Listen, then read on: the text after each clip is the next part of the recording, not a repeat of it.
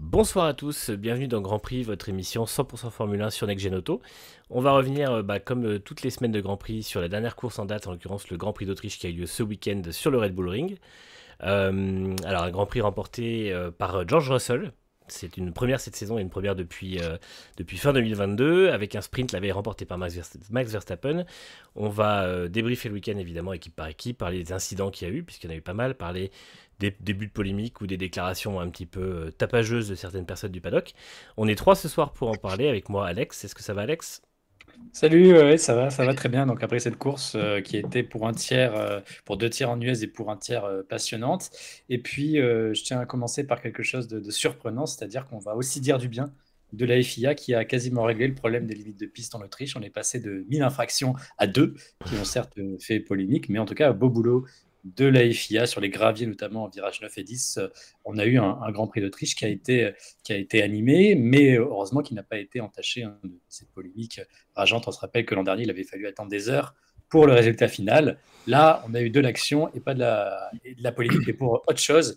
Et donc, ça fait du bien aussi. C'est vrai, ça fait du bien de ne pas toujours avoir à taper sur la FIA, on va pouvoir taper sur d'autres personnes, évidemment. Avec nous aussi Franck pour en parler, ça va Franck? Bonsoir tout le monde. Écoutez, ça va très bien. Effectivement, on a des choses à dire ce soir sur le côté sportif, extra-sportif, dans les coulisses, un petit peu partout. Et comme tu l'as dit, Alex, un peu de bien sur la FIA, ça va changer un petit peu, mais il n'y a pas que du bien quand même sur cette histoire de gravier, puisqu'on va quand même commencer par parler un petit peu des qualifs et du sprint, et puis du coup de cet aménagement de la piste qui a tant fait parler avant le début du week-end. Et ben effectivement, de toute façon c'est vrai qu'il y a eu, c'était un peu la première chose qu'on allait découvrir avec les séances compétitives. Alors il n'y a pas eu beaucoup, hein. Un rappel, c'était le week-end de sprint, donc une séance d'essai libre vendredi, des qualifs sprint le vendredi après-midi, puis le sprint samedi midi, les qualifs samedi après-midi et la course hier.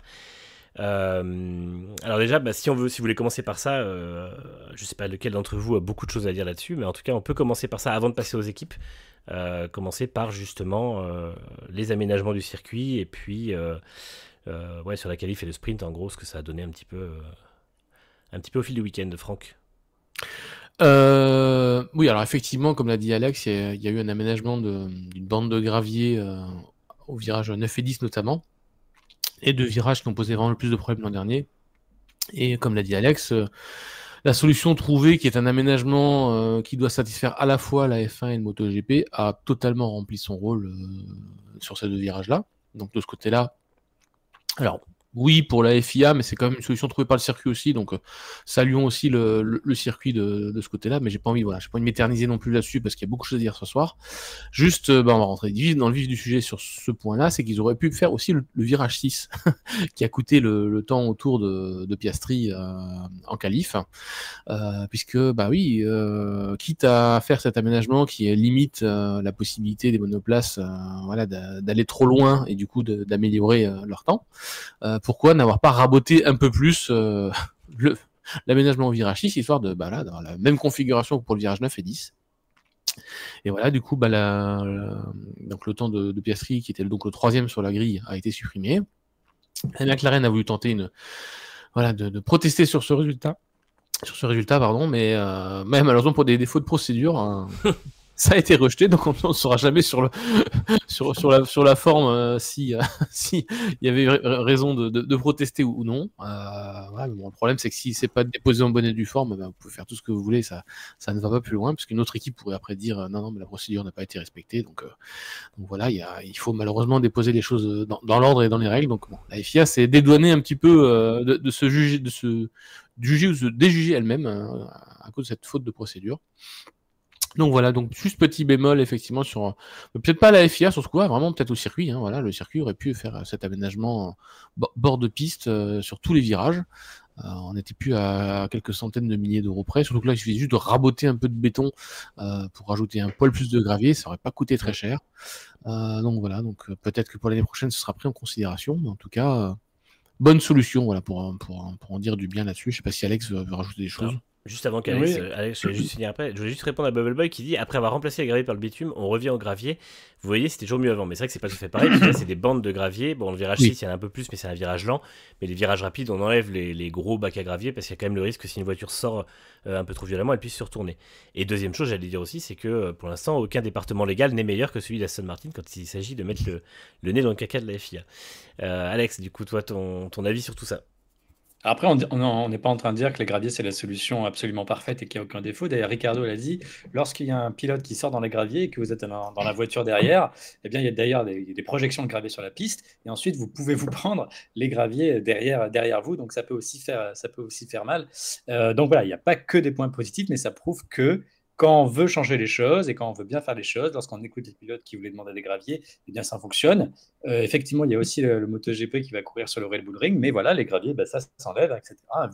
C'est pas ce qui va coûter le plus cher pour un circuit d'enlever un peu de gravier, vu les prix astronomiques des promotions de course aujourd'hui. Et puis voilà, ça ramène du public. Et en termes d'image, le Red Bull Ring, je pense que s'il y avait eu un Grand Prix aussi catastrophique en termes de limite de piste que l'an dernier, on aurait pu même s'interroger sur sa place à long terme dans le calendrier. Là, on a eu du spectacle, on a eu de la bonne ambiance, qui n'a pas été non plus ternie dans les tribunes comme l'an dernier. Donc voilà, quand on veut, on peut.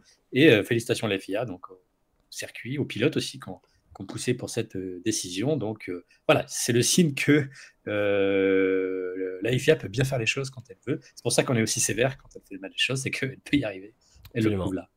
Juste pour être tout à fait au clair et complet sur le sujet, Marco, qui est un des responsables de Red Bull, mais qui du coup aussi gère le circuit, dit après tout, pourquoi est-ce que même on enlèverait le gravier, puisque la MotoGP court bien sur d'autres circuits, il y a bien du gravier à côté aussi, donc il n'y a pas de raison de l'enlever. Maintenant, ils ont prévu de l'enlever quand même, donc chose promise, chose due, mais bon, sur d'autres virages du Red Bull Ring, hein, notamment le 6 et puis celui qui est avant, la parabolique qui est avant, qui suit la ligne droite du retour, il y a aussi plein de gravier à l'extérieur, donc pourquoi l'enlever? C'est vrai qu'au fur et à mesure, pourquoi ça pourrait pas être une solution définitive pour l'ensemble des circuits? En tout cas, ça a prouvé que ça a fait ses preuves, ça devrait peut-être réconcilier F1 et MotoGP sur quelques circuits. Alors en fait, le MotoGP laisse des graviers entièrement dans les virages où les motos ne passent pas trop vite. Dès qu'elles passent rapidement et qu'en fait le pilote peut glisser et rentrer dans les graviers super vite, là ils enlèvent parce que on l'a vu notamment à Portimao où en plus les graviers sont super épais. Les pilotes à partir du moment où ils rentrent dans les graviers en glissant ne sont plus du tout maîtres de leur mouvement et souvent ça finit en grosse fracture. C'était notamment Paul Espargaro qui s'était fait 5 ou 6 fractures dont le sternum et tout ça quand il avait eu des accidents et s'était blessé un poumon. Donc voilà, la MotoGP en fait elle oblige quand les virages rapides, donc comme le 9, les deux derniers en Autriche, à ce qu'il y ait une bande de gravier, mais qu'il y ait surtout beaucoup de dégagement asphalté. C'est un peu comme à Silverstone aussi, même si pour l'instant le MotoGP ne va plus. Mais voilà, donc... D'accord pour l'explication. Voilà. Merci Manu. Et bah avec plaisir. Bon, sinon la FIA globalement, il y a eu quelques pénalités, mais ça on y reviendra je pense au cas par cas, puisque certains pilotes ont reçu quelques secondes par-ci par-là de pénalités pour diverses raisons. Est-ce qu'on rentre dans le vif du sujet au niveau des équipes? On peut. Ouais, on peut. Oui, on peut. Nous allons parler de Mercedes. Alors ça fait longtemps, hein, ça fait depuis 2022 qu'on n'avait pas commencé d'émission par eux. Avec la première place de George Russell, la 4e de Lewis Hamilton. Mercedes qui confirme ses progrès au fil du week-end. C'est vrai qu'on a vu une W15 qui de nouveau, comme sur les précédentes courses, était plutôt globalement rapide, avec également des 4e places enfin 3e et 4e places de George Russell en qualification sur la course et le sprint. Donc voilà, c'est vrai que c'est plutôt rassurant. Alors évidemment, la victoire n'était pas au programme pour George Russell jusqu'à 7 tours de l'arrivée. Et puis un accrochage devant lui, il l'a propulsé en tête. Toto Wolff s'est totalement emballé à la radio, il l'a renvoyé chier. Enfin voilà, c'était assez marrant. Et puis finalement, les derniers tours étaient... et il faut préciser que Toto Wolff s'est excusé parce que lui-même a admis qu'il n'aurait pas dû prendre la radio à ce moment-là. Et les derniers tours ont été très bien gérés de la part de Russell, qui avait un Piastri bien rapide derrière lui, pour aller remporter sa deuxième victoire, la première de Mercedes cette saison, qui devient la 4e équipe à remporter une victoire cette année. Toi Alex, qu'est-ce que ça t'inspire? Est-ce que tu penses quand même que Mercedes a encore beaucoup de travail? Est-ce que même en performance, le fait qu'ils aient été qu'à une quinzaine de secondes des leaders montre que justement ils sont très très proches maintenant de pouvoir viser la victoire sur d'autres courses? Au début de saison, Mercedes était la 4e voire 5e force. Là, ils étaient la 3e force. Et voilà, c'est ce qui arrive lorsqu'il y a du grabuge devant. Hein. C'est Mercedes n'aurait pas remporté cette course si jamais il n'avait pas été la 3e force, si jamais Russell n'était pas devant Sainz et Piastri. Voilà, on dit que Russell, oui, on peut dire que c'est une victoire chanceuse. En même temps, la chance, ça se provoque. Hein. Je crois que c'est Brundle qui a dit sur la Sky, oui, la victoire elle est tombée entre ses mains, mais en même temps, il avait tout fait pour bien positionner ses mains. Et voilà, donc c'est une victoire méritée de Russell parce qu'il faut être dans cette position pour recueillir les fruits de la victoire. Ni Piastri, ni Sainz, ni d'ailleurs Hamilton, et bon, pardon, Perez.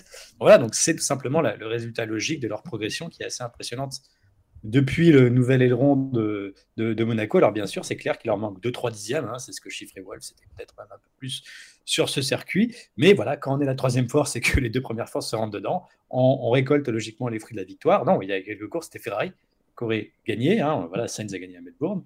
Et là, ça confirme les progrès. C'est un bonus, mais qui va confirmer une tendance qui est très positive pour Mercedes, évidemment. Hein, si ça continue sur cette tendance-là, c'est pas seulement si les 2 leaders se percutent devant qui vont gagner des courses, mais un peu comme au Canada, à la régulière. Donc, oui, une victoire qui peut être qualifiée de chanceuse, mais encore une fois, ils ont su provoquer cette chance. C'est ça, hein, c'est vrai que là, pour le coup, l'opportunisme était quand même bien maîtrisé par le fait qu'ils ont été toujours la 3e force, et en particulier derrière Verstappen et Norris. Franck, toi, comment tu vois la suite de la saison de Mercedes, notamment avec l'évolution qui arrive ce week-end à Silverstone? On rappelle qu'ils amènent un package de nouveautés qui devrait leur faire gagner un petit peu de performance et peut-être justement finir par combler cet écart avec les 2 leaders.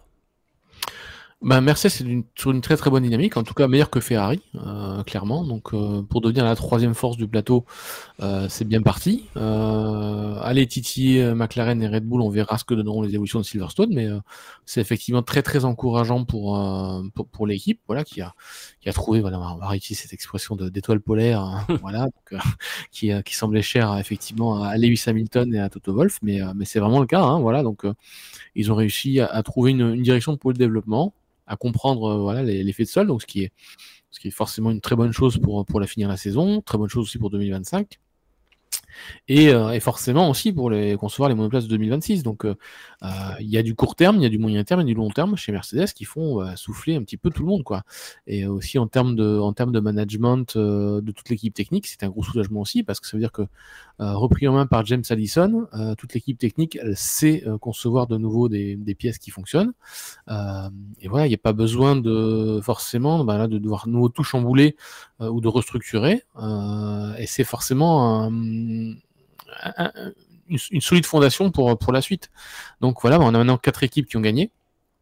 Maintenant, il reste aux 3 autres pilotes de ces 4 équipes qui n'ont pas gagné à le faire. Donc, on pense notamment à Piastri et Hamilton. Perez, bon, voilà. Hein, je ne dirais pas Perez. Voilà. C'est quand même mal barré. On en reparlera. Mais voilà. Bon, après, voir une 5e équipe s'imposer, c'est quand même là pour le coup un peu plus, je pense, de l'ordre du jeu de casino de hasard total là quand même, parce que déjà on a 4 équipes qui sont très bien placées. Si l'une des 4 ou 2 des 4 sont en difficulté, il y en a quand même 2 autres derrière pour récolter un peu les fruits. Donc je vois pas d'autres équipes s'imposer à la régulière, sauf une course totalement folle en termes de conditions climatiques, chambouler tout ça. Mais voilà, on a nos 4 équipes qui ont gagné. On aura 6, 7, 8 vainqueurs donc sur l'année à mon avis. Le 8e, je suis pas sûr. Hein. Ouais, on pourrait dire au moins 7.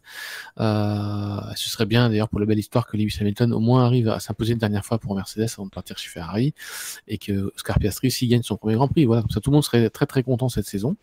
Donc voilà, Mercedes, point positif comme tu l'as dit, victoire chanceuse mais victoire quand même. Je rappelle que j'avais prédit un souci pour Verstappen sur une des courses, et Verstappen n'avait pas gagné, et j'avais prédit un abandon pour Verstappen. Je sais pas si tu te souviens, Manu, avant le départ. Avec un problème mécanique. Ouais. La semaine dernière, je crois qu'on avait dit Norris Verstappen tous voilà. En A2, on a eu tort, mais on a presque raison. Ça aurait dû être, si Verstappen avait joué le jeu, ça aurait été Norris Verstappen. Hein, on en parlera tout à l'heure. Donc voilà, écoutez, la prochaine fois, je repronostique un problème pour Verstappen, ça semble marcher. Donc, arrête, on va dire que tu es anti-Verstappen et que tu veux qu'il abandonne. Sur cette course-là, oui, clairement, je vais m'afficher anti-Verstappen, mais on va en parler au moment opportun. On en parlera après, effectivement. Lewis Hamilton un peu moins bien. Alors c'est vrai que lui, il n'a pas été trop Ouais. dedans tout le week-end. Toto Wolff l'a dit. Et effectivement, bah, il passe le week-end dans l'ombre Oui. de Russell, hein, complètement. Petit dégât au plancher quand même pendant la course Ouais. aussi. Voilà. Ouais, voilà. Les Après, problèmes de réglage, hein, même un qualif sprint, ça n'allait pas. Il a changé les réglages. Il a fait aussi, je crois, il a dépassé Sainz au premier virage, mais il est allé au large, donc il a dû recéder sa position. Ça ne l'a pas mis non plus dans le bon élan. Bah, il était clairement en ton en dessous de Russell, hein. Et c'est assez logique, hein, que cette année, s'il y a une victoire à aller chercher pour Mercedes, c'était d'abord pour Russell. ouais, c'est ça. C'est vrai que c'est voilà, il est un peu là, il est clairement en dessous. Et puis je pense que la tête est un peu ailleurs et que Et, ouais. ça va pas Et, aider avec le temps de pas être et puis forcément. dans le rayon des petites erreurs, c'est que voilà, il a aussi eu une glissade au moment de rentrer dans les stands. Donc il a passé la ligne blanche et donc même s'il était voilà en glissade, etc., avec manque d'appui total, il a eu la pénalité logique de 5 secondes pour avoir franchi la ligne blanche en rentrant dans les stands. Il a immédiatement reconnu son erreur à la radio, donc il faut quand même souligner la sportivité toujours de Hamilton, qui est un des premiers à reconnaître son erreur en disant non, non, c'est un scandale. Il n'a pas dit du tout, oh là là, c'est un scandale, j'étais en dérapage, les filles auraient dû en tenir Oui. compte. Il a juste dit désolé les gars. Voilà. On aurait pu Donc, espérer un peu de clémence, effectivement, vu qu'il est arrivé de ouais, manière un peu. mais en tout cas, on a un pilote qui reconnaît ses torts lorsqu'il fait une erreur. Voilà, je mets ça dans le débat public pour plus tard. Ouais, non, c'est vrai que oui, après moi je suis totalement d'accord là pour le coup, il franchit la ligne. D'ailleurs lui-même l'a dit, hein, il a dit désolé, il fait une erreur au pire moment parce qu'en fait c'est une erreur qui vaut pas grand-chose dans les autres virages. Sur celui-là, avec la ligne pour rentrer au stand, c'est fatal. Voilà, donc c'est vrai que c'est malheureux. Il a juste dit ok et désolé. Mais bon, effectivement, voilà, la saison risque d'être un peu longue. Je pense surtout si maintenant Russell est en pleine confiance et puis qu'il a forcément le côté un peu plus proche de l'équipe. Je pense que Hamilton aura hâte d'être rapidement chez Ferrari. On va passer à McLaren. Alors, McLaren, on va évidemment avoir beaucoup à dire. Déjà, Piastri. Oscar Piastri, en retrait de Norris tout le week-end, lui aussi. On a vu globalement, il était pas très loin, mais il se qualifie troisième au sprint, il termine troisième et puis il se qualifie il fait le troisième chrono en qualif, mais son chrono est annulé, donc c'est le fameux litige de la FIA avec McLaren, dont on ne sait pas en fait si du coup l'IA avait bien calculé, si les commissaires avaient bien validé la décision, parce que au final, il y a quand même moyen de se dire qu'effectivement, il n'était pas totalement derrière la ligne, mais le vice de procédure fait que ça n'a pas été calculé. Et puis en course, globalement, plutôt solide. Il se fait pousser par Perez au premier tour. Il se fait mettre dans les graviers, il perd des places. Enfin, en fait, globalement, il se fait molester dans le premier tour, hein, parce que tout le monde le pousse. Mais il s'accroche et puis il finit par être cinquième. Les deux devant s'accrochent. Il passe Sainz et ça le propulse deuxième. Donc une très belle fin de course. Il finit à 1 seconde 9 de la victoire. Il était frustré pour ça, mais en même temps, il peut pas non plus être trop triste vu qu'il a quand même fait une belle course, Franck. Oui, il s'est bien rattrapé effectivement en course de cette erreur en qualification. Effectivement, moi, c'est juste cette petite question à l'arrivée du si vous étiez parti troisième et pas septième, est-ce que vous auriez remporté la victoire? C'est ce genre de questions que je n'aime pas du tout, parce que s'il avait fait ça le samedi, il y aurait certainement pas eu cette course-là le dimanche. Enfin, bref, c'est toujours pareil, hein. L'effet papillon, j'y crois moyen sur ce genre de répercussions. Donc voilà, il faut pas qu'il soit désolé d'avoir perdu une potentielle victoire s'il était parti troisième. Voilà, s'il s'était passé ça, peut-être qu'il y aurait peu d'accrochage entre Norris et Verstappen le dimanche. Enfin bref, c'est ce genre de scénario hypothétique, j'aime pas du tout en disserter, parce que là, ça devient très philosophique, mais voilà, donc je préfère retenir effectivement qu'il a fait une super course. Mais effectivement, comme tu dis, premier tour un peu chaotique pour lui, mais il a su effectivement s'en sortir, remonter, dérouler une belle course, avoir un meilleur rythme de course que d'habitude. Hein, oui, et surtout sur la fin, c'est ça qui est bien. Ouais. C'est que là, c'est une des premières fois, je crois, alors que pourtant c'était pas facile, il y avait du vent, il y avait de la chaleur, bon, moins que prévu, mais quand même. Et c'est une des premières fois où on le voit finalement être capable d'accélérer le rythme au fil de la course, un peu comme Norris le fait habituellement. C'est ça. Et pas de perdre. Donc je pense que là-dessus il y a des progrès, ça sera confirmé évidemment à Silverstone. Il était beaucoup plus effectivement dans le rythme de Norris ce week-end-là, en tout cas. Ouais. Si on exclut effectivement son erreur. Beaucoup mieux qu'à Barcelone, où là on pouvait plus critiquer Piastri à Barcelone, hein, effectivement, donc un loupé en qualif aussi, et une course pas terrible. Là, il était davantage du niveau. On peut pas parler d'erreur au virage 6, vu à quoi ça s'est joué, mais voilà, clairement plus encourageant. Après, voilà, on a peut-être toujours un petit peu ce sentiment depuis Miami que McLaren, Red Bull gagne presque toutes les courses qu'elle peut gagner, et McLaren, c'est quand même pas le cas. Il y a quand même des points qui sont laissés en cours de route, et effectivement, mis bout à bout, ça fait une grosse avance. trouve que McLaren, voilà, il faut absolument. Il y a de la friture sur la ligne, mon cher Alex. On a perdu Alex. On a perdu. Ah, c'est bon, je crois que ça revient. Ouais. Ça remet un petit peu, mais si tu veux redire ce que tu disais, du coup, on t'a pas entendu. Je disais que pour battre Red Bull, il faut tout bien faire, et c'est ce qu'on disait à Barcelone la semaine dernière. Et voilà, là encore une fois, McLaren n'a pas tout bien fait. Il y a toujours des détails, même opérationnels, qui manquent, ou un peu de malchance. Et voilà, et donc c'est ce qui explique un gros écart au championnat. Mais ouais, un gros écart s'explique aussi parce qu'au début de la saison, McLaren était un petit peu en retrait. Et malgré tout, alors McLaren doit réapprendre à gagner, ça c'est vrai, comme le dit Lambeau Diablo dans le chat.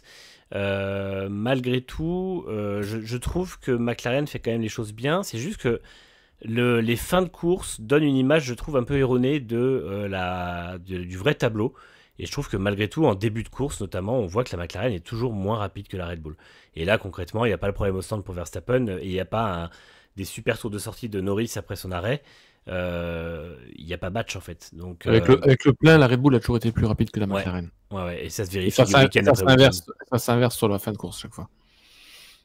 Donc de ce côté-là, on est assez raccord. Ouais, totalement. Lando Norris a été excellent tout le week-end, des chronos très rapides, deuxième derrière Max Verstappen à peu près à chaque séance, à savoir les qualifs sprint, la qualif et le sprint.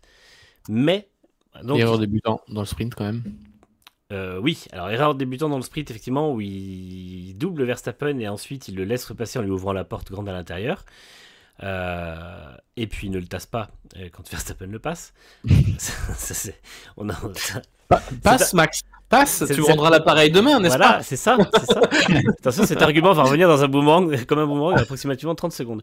Et en course le lendemain, donc, Norris reste globalement assez à bonne distance de Verstappen jusqu'au deuxième arrêt que rate Red Bull. Alors ça c'est pareil, tout arrive, mais Red Bull en l'occurrence rate son arrêt, Verstappen n'est pas tout à fait bien placé, ils sont un peu lents sur une roue, et ensuite ils laissent passer Norris, puisque Norris rentrait, et que en fait, au premier arrêt, il y avait eu un unsafe release qui avait été étudié par les commissaires et qui avait finalement pas donné de pénalité, donc Red Bull n'a pas pris le risque d'en refaire un deuxième. Et de là, ils ressortent avec moins de 3 secondes d'écart, Norris remonte, Norris attaque une première fois, Verstappen fait un décalage au dernier moment pour l'empêcher de passer, Norris donc passe, mais en fait se rate. Le deuxième attaque, Verstappen se décale un peu tard, Norris va trop loin, passe devant et le laisse passer, puisque effectivement il est encore une fois passé, mais en étant hors piste, en envoyant Verstappen hors piste cette fois-ci. Et troisième attaque, Verstappen se décale à l'intérieur, Norris tente de passer à l'extérieur et Verstappen se replonge vers l'extérieur et va toucher Norris, ce qui a provoqué l'abandon de Norris, une double crevaison, en fait une sur chaque voiture, et Verstappen a plongé à la 5e place. Alors je pense pas qu'il y aura beaucoup de débats. Je sais pas, j'ai pas eu ton avis précis, Alex, mais je pense pas qu'on aura beaucoup de débats. La FIA a qualifié que c'était 100% la faute de Max Verstappen. Franck et moi on a parlé, on est à 100% la faute de Max Verstappen. Je sais pas toi, Alex, si c'est à 100% aussi. Ouais, 110% même. 110%. Bon, donc on est totalement d'accord. Moi je trouve que Max Verstappen en fait m'a donné raison sur ce que j'avais dit il y a plusieurs mois, notamment à Las Vegas quand il avait tassé Leclerc pour le dépasser au départ, ou quand il avait tassé Gasly pour le dépasser à Zandvoort, c'est que Max Verstappen n'a pas changé. Alors c'est bien, quand il mène 1000 tours dans la saison et qu'il gagne 19 courses, il se bat pas beaucoup en piste, donc alors attention, je ne dis pas qu'il mérite pas d'être devant, parce qu'on m'a dit ça hier sur Twitter, non, il méritait d'être devant, mais du coup il ne se bat pas beaucoup en piste, c'est factuel, et donc il n'a pas besoin d'user de tactique de pilotage. Par contre, quand il s'agit de se battre voiture contre voiture avec quelqu'un qui a le même rythme que lui, on retombe dans des travers où il donne des coups de roue, il ferme la porte, il se décale. Un décalage qui est interdit par la FIA, qui avait créé une règle pour contrer les mauvaises manœuvres de Max Verstappen en 2016. Et en fait, c'est des choses qu'il fait toujours. Et là, la FIA, encore une fois, ne le pénalise pas jusqu'à l'accrochage, c'est-à-dire au moment où c'est trop tard, en fait, et qu'il a ruiné la course de Norris et la sienne. Voilà, moi c'est mon point de vue principal. Franck, qu'as-tu à ajouter là-dessus? Je retiens juste que la bonne phrase d'Andrea Stella qui dit que tout le monde le voit qu'il est effectivement fautif, sauf lui et son équipe. Voilà, que là pour le coup c'était extrêmement unanime, même sur les réseaux sociaux. Je veux dire, il y avait pas grand monde pour défendre Max Verstappen non plus, si ce n'est ses fans peut-être les plus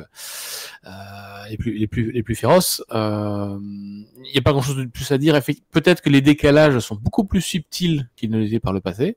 C'est-à-dire qu'effectivement, il y a juste à étudier les ralentis de ses trajectoires au freinage, effectivement, il voit où va Norris, et quand il freine, effectivement, il ne freine pas en ligne droite, il freine sur un léger biais vers la gauche ou vers la droite. Et sur la manœuvre de l'accrochage, il est plutôt au milieu de piste et il freine pour aller vers l'extérieur, extérieur-intérieur pour prendre la corde. Donc du coup, il tasse au fur et à mesure, mais quand c'est un tassement très léger. C'est-à-dire qu'il prend peut-être un angle de 5 ou 10 degrés par rapport à la piste. Il ne prend pas un angle de 25 ou 30 degrés. Donc c'est très léger. Il laisse pas tout à fait une voiture à Norris, puisque Norris est obligé de monter un peu sur le vibreur. Donc pour lui, effectivement, il avait laissé assez de place. Et certes, si Norris était allé complètement sur le vibreur, il n'y aurait pas eu d'accrochage. Fini. Là-dessus. Donc c'est de plus en plus insidieux, voilà. Mais il n'en reste pas moins que c'est totalement répréhensible.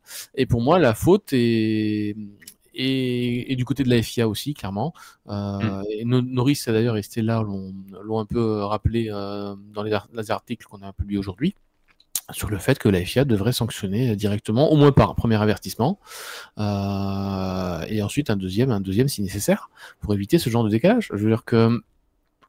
Alors certes, comme Max Verstappen l'a dit, je suis pas là pour finir deuxième, en gros je suis pas là pour ouvrir la porte comme Norris me l'a fait la veille. Certes, il y a le droit de se défendre, de se mettre à l'intérieur, etc., mais on choisit une trajectoire, on choisit un angle de défense, comme on choisit un angle d'attaque. Et c'est là le problème de Verstappen, c'est qu'il a choisi à chaque fois son point de bifurcation après avoir vu ce que Norris faisait. C'est-à-dire qu'en fait, il ne réagissait à chaque fois qu'à ce que faisait Norris derrière lui. Donc il se décalait chaque fois après lui et pas avant lui. Donc ce qui n'est pas du tout la norme. Du coup, pour moi, c'est extrêmement répréhensible. Donc je pense que ça fera encore une fois l'objet d'une discussion entre les pilotes au briefing du prochain Grand Prix, parce que je pense pas que ça reste comme ça. Voilà, on n'a pas eu encore énormément de réactions, parce que c'est vrai que les Grands Prix s'enchaînent, donc les gens ont tendance à donner leur réaction à chaud et à partir assez vite du circuit, parce qu'on va voir Silverstone ce week-end. Mais vous pouvez être sûr que jeudi, lors de la journée média, vous allez avoir un tas de réactions par rapport à ce qui s'est passé entre Norris et Verstappen. Vous allez avoir un tas d'avis de pilotes à suivre, voilà, un tas de débats, un tas de polémiques là-dessus, mais vous ne trouverez pas grand monde pour défendre, à mon avis, Max Verstappen sur ce coup-là. Et la FIA a logiquement tranché. Maintenant, voilà, c'est malheureux pour Norris. C'est encore du Verstappen un peu tout craché dans le texte, même si je trouve ça un poil plus insidieux, un peu plus pernicieux que d'habitude. Alors moi je trouve que en fait il regarde dans son rétro à gauche, il voit Verstappen qui est contre le bord de la piste, il sait que Norris qui est au bord de la piste. Pour éviter que Norris se décale et le dépasse, il part à l'intérieur et ensuite il revient. Alors comme tu dis, avec un angle assez light, sauf qu'à ce moment-là Norris est déjà en train d'amorcer sa manœuvre à l'extérieur et qu'en fait au moment où Norris commence à aller vers le vibreur et qu'il s'arrête de tourner parce qu'en fait il peut pas aller beaucoup plus loin, Verstappen est toujours en train de se décaler. Donc même si Norris va sur le vibreur, et ça ne c'est pas dit qu'il n'y ait pas contact en fait. Et moi je pense que c'est pas si pernicieux que ça. Je pense que c'est toujours à la limite et il essaie toujours de faire ça voilà, de manière en gros à faire plier son adversaire, parce que le but c'est pas qu'il s'accroche au départ, le but c'est que Norris lâche complètement l'affaire, et comme Verstappen fait toujours du chantage à l'accrochage. Mais le problème c'est que là on retrouve le Verstappen assez sale dans un contexte où il ne lutte pas pour l'instant pour le titre. Il a quasiment 3 victoires d'avance. Donc moi je pense que si on se revenait sur une saison avec un adversaire qui lui met la pression de A à Z, comme Hamilton l'a fait en 2021, on reverrait des choses comme Jeddah 2021, comme Brésil 2021, la même chose, avec les mêmes défenses de Red Bull, avec les mêmes positions scandaleuses, probablement les mêmes types de manœuvres vraiment dégueulasses, parce que je rappelle que à Jeddah en 2021, il fout Hamilton 3 fois dehors, puis il le break test à 320 km/h, et en fait, ce pilote-là, j'espérais qu'il soit parti avec le temps, mais en fait, il n'était pas parti. Il était juste en veille parce qu'il n'avait plus ce genre de manœuvre à faire. Et moi, je suis vraiment... Alors, au bout d'un moment, il va falloir qu'ils enchaînent en fait les pénalités qu'ils lui mettent au fil des courses, parce que sinon, ça n'ira jamais. Donc, voilà. Moi, je suis vraiment... Je suis assez impressionné de voir que ça ne change pas du tout, quoi. Je suis tout à fait d'accord avec ce que vous avez dit. Et pour ajouter des éléments internes à Red Bull, alors Christian Horner, toute l'équipe de direction de Red Bull n'a pas l'autre choix que d'être encore plus à fond dans la défense de leurs pilotes que dans le cas d'une autre équipe. Pourquoi? Parce que Verstappen est toujours courtisé par Mercedes, donc il faut que Horner en rajoute sur la solidarité avec Verstappen, alors qu'on connaît toutes les tensions entre Horner et Jos Verstappen, là, il a encore moins le choix parce que parfois, c'est vrai que bien sûr, en public, un directeur d'équipe va toujours faire en sorte de soutenir son pilote, mais parfois, vous avez souvent des recadrages en interne, en coulisses, une fois que les micros sont partis. Là, même dans ce cas-là, évidemment que Horner et toute l'équipe de Red Bull va faire bloc derrière Verstappen parce qu'on sait que Mercedes est courtisé, donc Verstappen a besoin de se sentir aimé par Horner. Vu de toutes les tensions qu'il y a entre Horner et Jos Verstappen. Donc ça, il y a une sorte de fuite en avant Je vais me rajouter. qui est prévisible de ce côté. Je vais me rajouter une couche, il est même soutenu par Toto Wolff. Parce qu'Andreas Stella, il a quand même comparé effectivement cette attitude de Verstappen à des actions un peu impunies, la conséquence des actions impunies de 2021. D'après lui, effectivement, Verstappen s'en est trop bien sorti en 2021 dans sa lutte face à Hamilton, et il en profite encore aujourd'hui. Mais Toto Wolff a dit non, on ne peut pas comparer ça à 2021. Voilà, on sait que Toto compare. Traumatisé. non, il n'est pas traumatisé, il cherche surtout aussi à avoir Verstappen. Donc, il va encore casser un casque Bose par réflexe. Donc sur ce coup-là, pour une fois, on a Verstappen qui est à la fois soutenu par Horner et Marco, mais aussi par Wolff, ce qui est assez amusant. Voilà, c'était pour la petite anecdote.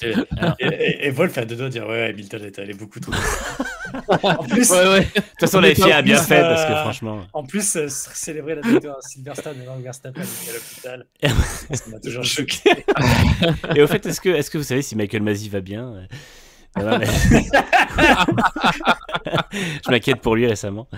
On dit bonjour à Marshall1961 qui a posté dans le chat pour la première fois, ainsi que De Fallon et ainsi que Fidessi qui nous dit malheureusement ça fait partie du style de pilotage de Max Verstappen et ça fait bien trop d'années que la FIA ne sanctionne pas. Comment sanctionner ce genre de manœuvre aujourd'hui? C'est pas compliqué en appliquant les règles. Il y a des règlements sportifs, il y a un code sportif international qui explique que dans une lutte entre deux pilotes, chaque pilote doit laisser au moins la largeur d'une voiture à côté de lui en piste pour que la lutte puisse se faire très bien. On a vu que ça a été parfaitement respecté par Norris et Russell la semaine dernière à Barcelone, qui sont en lutte pendant 5 virages sans se toucher, sans se fermer la porte, sans faire de coups de volant, et il y a à peu près 4 dépassements et ça se passe très bien. Donc c'est possible, en fait c'est possible, et encore une fois moi je reviens toujours au même point, c'est que sur alors je sais pas que nous avons atteint notre objectif de follower. Merci beaucoup, merci à toutes et tous.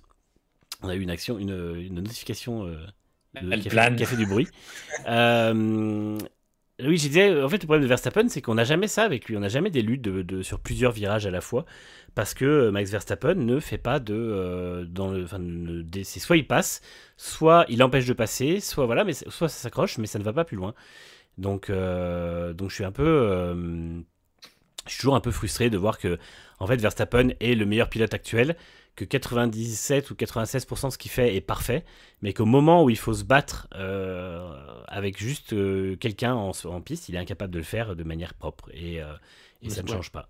On espère que la FIA mettra plus d'avertissements en course si c'est le cas, oui. et surtout penser peut-être à mettre des places de pénalité sur le prochain Grand Prix, parce que là les 10 secondes qu'il a eu, certes c'est une sanction, mais ça n'a pas changé grand chose à son résultat, même ça n'a même rien changé à son résultat. Donc voilà, il faut des sanctions un peu plus lourdes que ce genre de sanctions sur les secondes. Moi je pense que alors là, la course n'étant pas finie, la sanction a pu s'appliquer, donc malheureusement ça n'a rien changé malheureusement. Alors, il n'a pas du tout été pénalisé par ça, si ce n'est qu'il a perdu effectivement la victoire ou la deuxième place.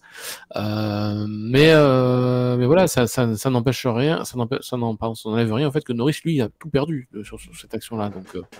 Donc voilà, il y a un peu un problème effectivement de pénaliser toujours un peu en fonction des conséquences. Et des fois la FIA se pénalise selon la cause, selon la conséquence. C'est jamais évident. Stella voulait s'intéresser un peu plus à la conséquence aussi. Peut-être qu'on y viendra, mais pour moi, c'est à la FIA d'être beaucoup plus ferme, surtout que Norris l'a quand même bien signalé à la radio 2 fois, et je pense que tout le monde était assez d'accord sur ce qu'il signalait.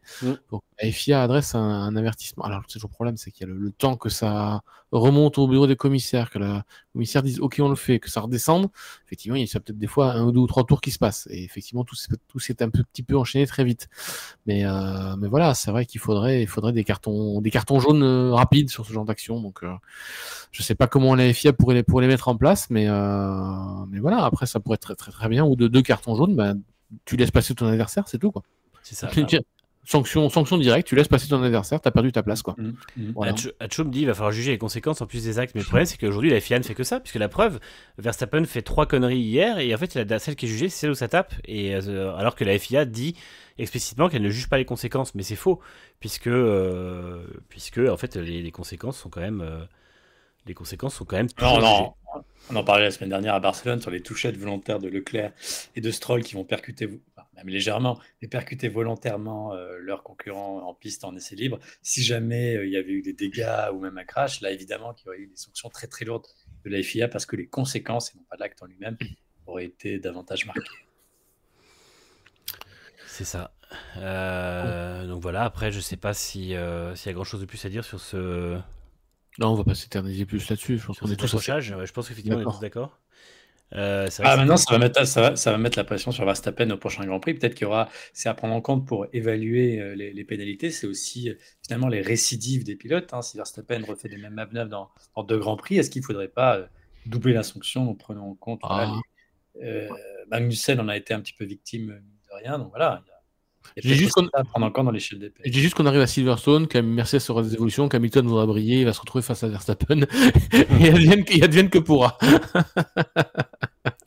c'est ça. Russell va gagner son. Max, tu aimes Cops, n'est-ce pas? Allez, retourne voir Cops. C'est Sobright Indicate qui demande pourquoi Max a été jusqu'au boutiste alors que Lando allait recevoir une pénalité. Red Bull ne lui a pas dit. Et ils ont dit que c'était sûrement une de leurs grosses erreurs de ne pas lui avoir dit qu'il était sous enquête parce que sûrement qu'il n'aurait pas agi pareil. Oui. Donc il a bien eu sa pénalité, Lando Norris. Il a bien eu ses 5 secondes. Mais Ça, bon, elles sont tombées pile au moment de l'accrochage en fait. Donc, c'est ça. Mais bon, il était plus en course, donc voilà. donc voilà. Et voilà, c'était le gros. J'ai eu peur qu'ils prennent 3 places de pénalité sur la grille, comme cette pénalité de 5 secondes. C'est ça. C'est le gros regret effectivement de Marco notamment, Horner aussi certainement de ne pas avoir prévenu Max qu'effectivement il y a 5 secondes qu'elle est tombée pour Norris. Après on préfère quand même voir l'ordre sur la piste être l'ordre dans l'arrivée. C'est clair que si Verstappen avait laissé passer Norris, est-ce qu'il aurait pu rester à 5 secondes derrière vu le rythme qu'avait Norris? Pas évident. Maintenant sur ce circuit tout le monde l'a constaté, c'est que dès que vous êtes dans le DRS vous êtes énormément favorisé parce que voilà, il y a plusieurs zones de DRS qui sont extrêmement favorables pour coller. Comme le circuit est très court, ça compense tout handicap quasiment de votre voiture. Et on voit qu'il y a surtout pour Red Bull en qualif, hein, c'est ce qui a avantagé Red Bull en qualif. Avec 3 zones DRS, vous passez une grande partie du tour avec le DRS, et on sait que le DRS de Red Bull est très puissant. Hein. C'est aussi pour ça que Verstappen a fait des tours canons, 3-4 dixièmes devant tout le monde, et c'est un avantage qui a été forcément un peu diminué en course, même si effectivement je suis d'accord pour dire que Red Bull semblait quand même avoir la meilleure voiture ce week-end, même de peu, un peu comme... meilleure voiture au début de course, moins bonne voiture en fin de course. C'est toujours pareil. Un peu qui est la tendance de ces derniers Grands Prix. Ce qu'on voit depuis Miami, à peu de choses près. On passe du coup à Ferrari. Ferrari qui a fait un week-end encore un petit peu compliqué. On n'a pas parlé de l'autre Red Bull. On n'a pas parlé de Red Bull. On était chez McLaren. Ouais, je suis bête. Non, après, on parlera de l'autre Red Bull. Après, justement, on lui laisse un chapitre complet. On parlait de Ferrari. 3e place de Carlos Sainz. 11e place de Charles Leclerc qui a dû passer par les stands au premier virage, enfin au premier tour après un accrochage au premier virage. Globalement, un week-end plus compliqué pour Ferrari, week-end plus compliqué, nouveau week-end compliqué plutôt.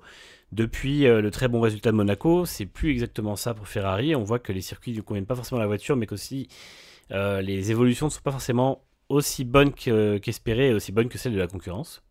Et du coup, la Scuderia est maintenant la 4e force du plateau.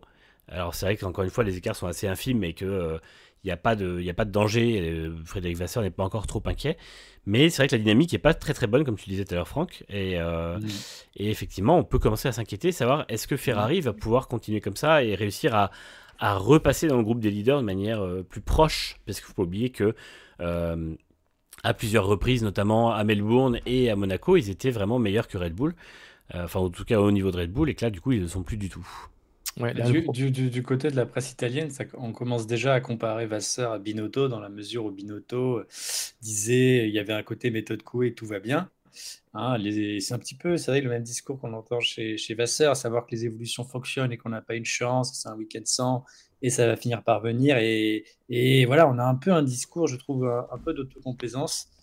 Chez Ferrari, il faudrait prendre acte du fait qu'on est maintenant la 4e force, au moins depuis 2-3 courses, et que le bilan comptable commence à être vraiment très, très, très, très décevant. Hein. Donc évidemment, la tendance peut s'inverser et ça ne doit pas remettre en cause le travail qui a été effectué depuis un an et qui reste très bon. Mais je trouve qu'un peu plus de prise de conscience et de Vasseur serait peut-être le bienvenu, ne pas trop être rassurant pour se rassurer et avoir aussi un discours lucide sur le travail de Ferrari, qui est pour l'instant qui est donc la 4e force du plateau, hein, extrêmement décevant. Donc voilà, attention, évidemment, il n'y a pas de crise, etc. Mais on sent déjà voilà, un peu d'impatience monter. Moi, j'aimerais bien que Vasseur soit un peu plus peut-être lucide sur les erreurs qui ont été commises par Ferrari. Et oui, les évolutions fonctionnent. Peut-être que les évolutions fonctionnent et qu'elles donnent les chiffres attendus. C'est le discours officiel. C'est peut-être aussi que les chiffres n'étaient pas assez bons, hein, qu'on attendait de ces pièces en soufflerie.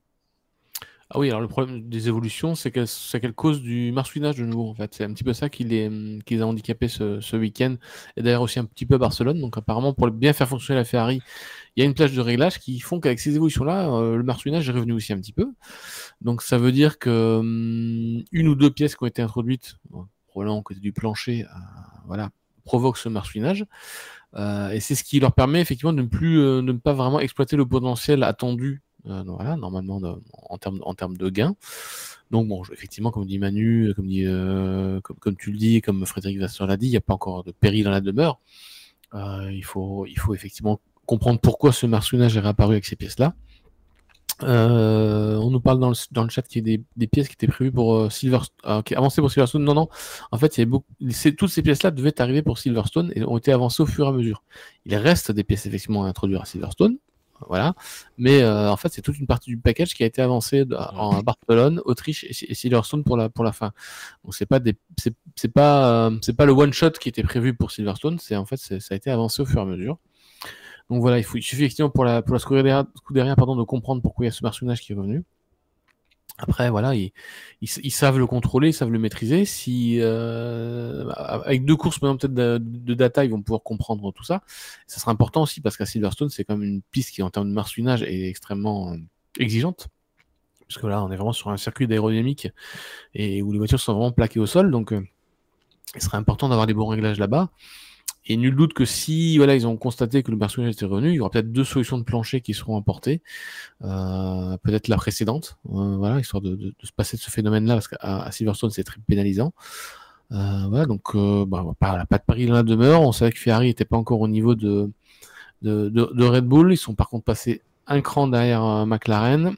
Et attention, effectivement, à la progression de Mercedes. Donc Ferrari pourrait chuter à la 4e force du plateau s'ils ne résolvent pas ce problème-là. Donc, mais tout se joue effectivement en mouchoir de poche. Hein. Et d'ailleurs, pour illustrer ça, j'ai une statistique sur les 5 dernières courses, donc ce qui compte quand même leur très très bon week-end à Monaco où ils avaient fait 1er et 3e. McLaren a marqué 144 points, Mercedes a marqué 131 points, Red Bull en a marqué 116 et Ferrari 104. Alors d'ailleurs, c'est le gouffre puisque Aston Martin a marqué 16. Donc on voit bien que Ferrari est la 4e force malgré son très bon résultat à Monaco.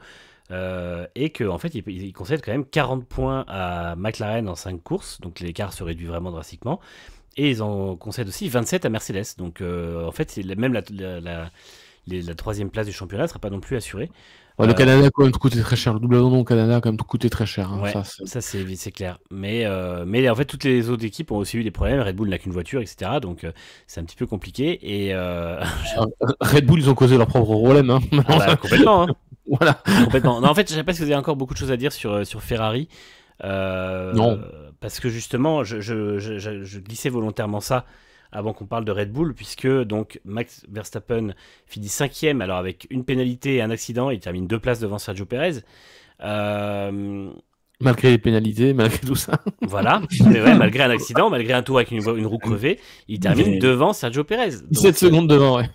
Voilà. Après, Perez avait à peu près des dégâts. Il avait un trou dans son ponton, mais qu'il a fait en allant taper Piastri au premier tour, donc c'est auto-infligé, donc pour moi, c'est pas un argument. Et en fait, il a 1 seconde au tour toute la course.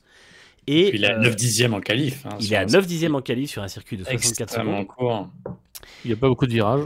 Et sur les mêmes 5 dernières courses dont on parle, Max Verstappen marque 101 points, Sergio Perez marque 15 points. Donc c'est-à-dire que c'est vraiment une catastrophe. Là pour l'instant on n'est pas loin d'accident industriel, alors qu'en fait il vient d'être prolongé pour 2 ans de plus. Perez ne met plus une roue devant l'autre. Il a fait donc une erreur au départ en envoyant Piastri dans les graviers. Il a de la chance que la FIA soit encore au café au premier tour, parce que sinon il prend une pénalité. Et Il se fait dépasser par Hülkenberg dans le dernier tour alors qu'il venait de le passer. Enfin, il y a vraiment, je trouve que... Et puis, tout le week-end, il évolue dernier du groupe des leaders, en fait. Et ça, c'est vraiment le plus gros problème. Il a de la chance que Leclerc soit ensuite loin, mais il est complètement pas dedans. C'est la tendance de l'an dernier en pire. Hein. Ouais.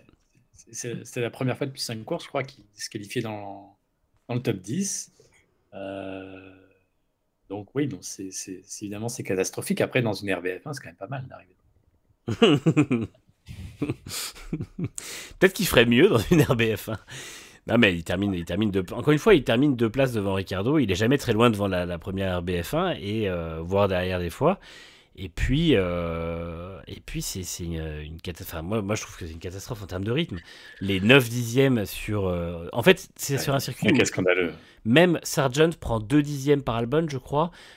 Joe prend 3 dixièmes par Bottas. Donc, c'est des pilotes qui, normalement, sont les pilotes qui sont en difficulté. Et l'Astrol est devant Alonso et tout. Et lui, il prend 9 dixièmes. Et oui, Max Verstappen est le meilleur pilote du monde. Mais Max Verstappen n'est pas Superman. Et Max Verstappen ne va pas plus vite que sa voiture parce que c'est pas vraiment possible. Et du coup, Perez va juste 9 dixièmes moins vite que ce que la voiture est capable de donner dans les mains d'un excellent pilote. Perez est meilleur. Protégé politiquement, soyons clairs, hein, par Christian Horner pour l'instant, pour des raisons qui nous échappent certainement. Hein. Bon, il y a le côté marché sud-américain. C'est peut-être lui qui a envoyé le mail aux journalistes. Bon, je sais pas. Hein, à ce niveau-là, on peut tout imaginer. Après, tu dis effectivement qu'il va signer pour 2 ans, c'est plutôt 1+1, hein, soyons clairs. Mais c'est déjà fou. C'est déjà fou. Mais voilà, personne ne comprend clairement cette prolongation. Et plus ça passe, et on comprend encore moins. Le problème, c'est qu'à mon avis, Horner espérait à tout prix mettre Ricciardo à sa place et voit que c'est pas encore ça. Mais je commence à me demander si un Ricciardo à la place de Perez serait pas meilleur quand même. Ça va mieux pour Ricciardo. Hein, depuis c'est ça. Et je suis en train de... Alors certes, tout le monde dirait, mais pourquoi vous mettez pas Tsunoda à la place? Bon, là, ça sera encore un problème politique, effectivement, entre Marco et Horner. Donc, on va en venir juste après le cas Perez. Bon, Verstappen, finalement, on a plus ou moins évoqué déjà son cas à lui. Mais non, Perez, c'est clairement politique. Voilà, Verstappen lui se dit prêt à avoir n'importe qui à ses côtés. Bon, il n'y a pas de raison de douter du contraire. Mais c'est affligeant, je veux dire. Et plus les Grands Prix passent, et plus il faut soutenir le soldat Checo, et plus il s'enfonce. Et ça devient catastrophique. Je veux dire, 9 dixièmes sur un circuit où vous tournez en 1 minute 04, c'est catastrophique. Et puis, je veux dire, c'est pas un circuit de pilote. Hein, je veux dire, les virages sont assez simples. C'est du 90 degrés la plupart du temps. Il y a 2 virages un peu rapides qui arrivent avant le 9 et le 10. Bon, on va dire 9 et 10 aussi, il faut de l'engagement. Mais sinon, c'est pas extrêmement compliqué en termes de pilotage. Non. Et se prend une valise monumentale. Et ouais, on l'avait déjà dit, mais Albon et Gasly, ils auraient déjà dégagé 10 fois. Avec c'est ça. Ah, mais c'est ça. Donc voilà, il y a quelque chose de politique clairement qui le protège pour l'instant, parce que voilà, il y a des problèmes politiques chez Red Bull et on va arriver sur ce chapitre.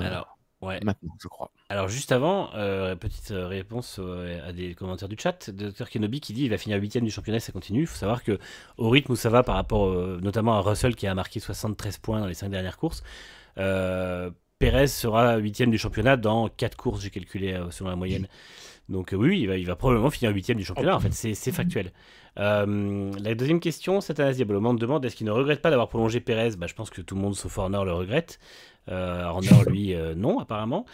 Et, à mon avis, il peut quand même être éjecté à tout moment. Hein, ouais. dire, alors même si en Espagne, on a vu Helmut Marko le féliciter pour sa 8ème place, donc bon, hein, je sais pas trop. Et Guigui nous demande Perez emmène combien d'argent au budget de Red Bull? Alors, il emmène environ 11 millions, dont 8 servent à le payer. Donc ça fait une petite valise en plus. C'est un pilote payant, mais c'est pas un pilote qui emmène beaucoup.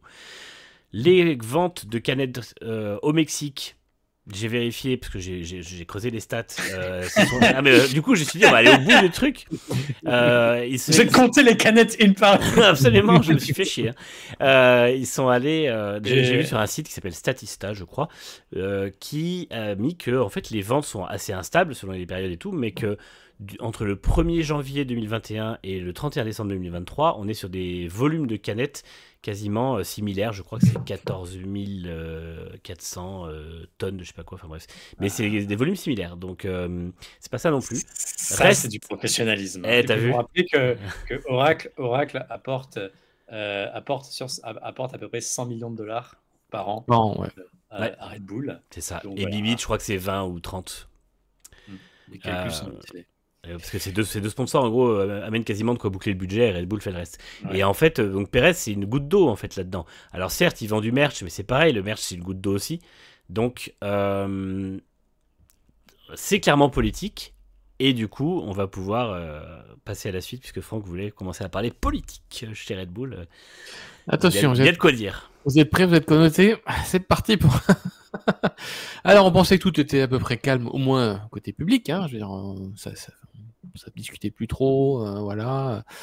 Et voilà que Jos Verstappen met son petit grain de sable. Voilà, Jos Verstappen aurait dû participer à une démonstration invitée par le circuit à rouler sur une Red Bull RB8, donc ex-vainqueur Vettel. Donc c'est même pas une ancienne F1 de son fils, hein, c'est une ancienne Red Bull qui sera en démonstration.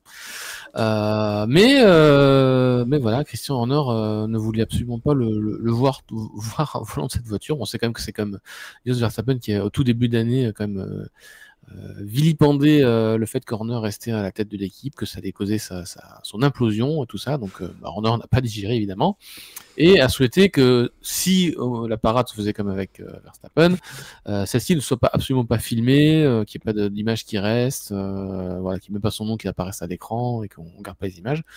Ce à quoi Jos Verstappen a dit, puisque c'est dans ces conditions-là, je ne le fais pas.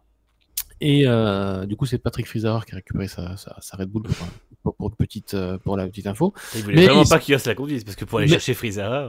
Mais voilà, mais Horner avait aussi quand même lâché, d'après Verstappen, que Jos faut peut-être quand même bien se méfier, comme c'est une vieille F1, les freins pourraient lâcher. Enfin, ouais, vous voyez le niveau, quoi. C'est menace, il pourrait y avoir un problème, quoi.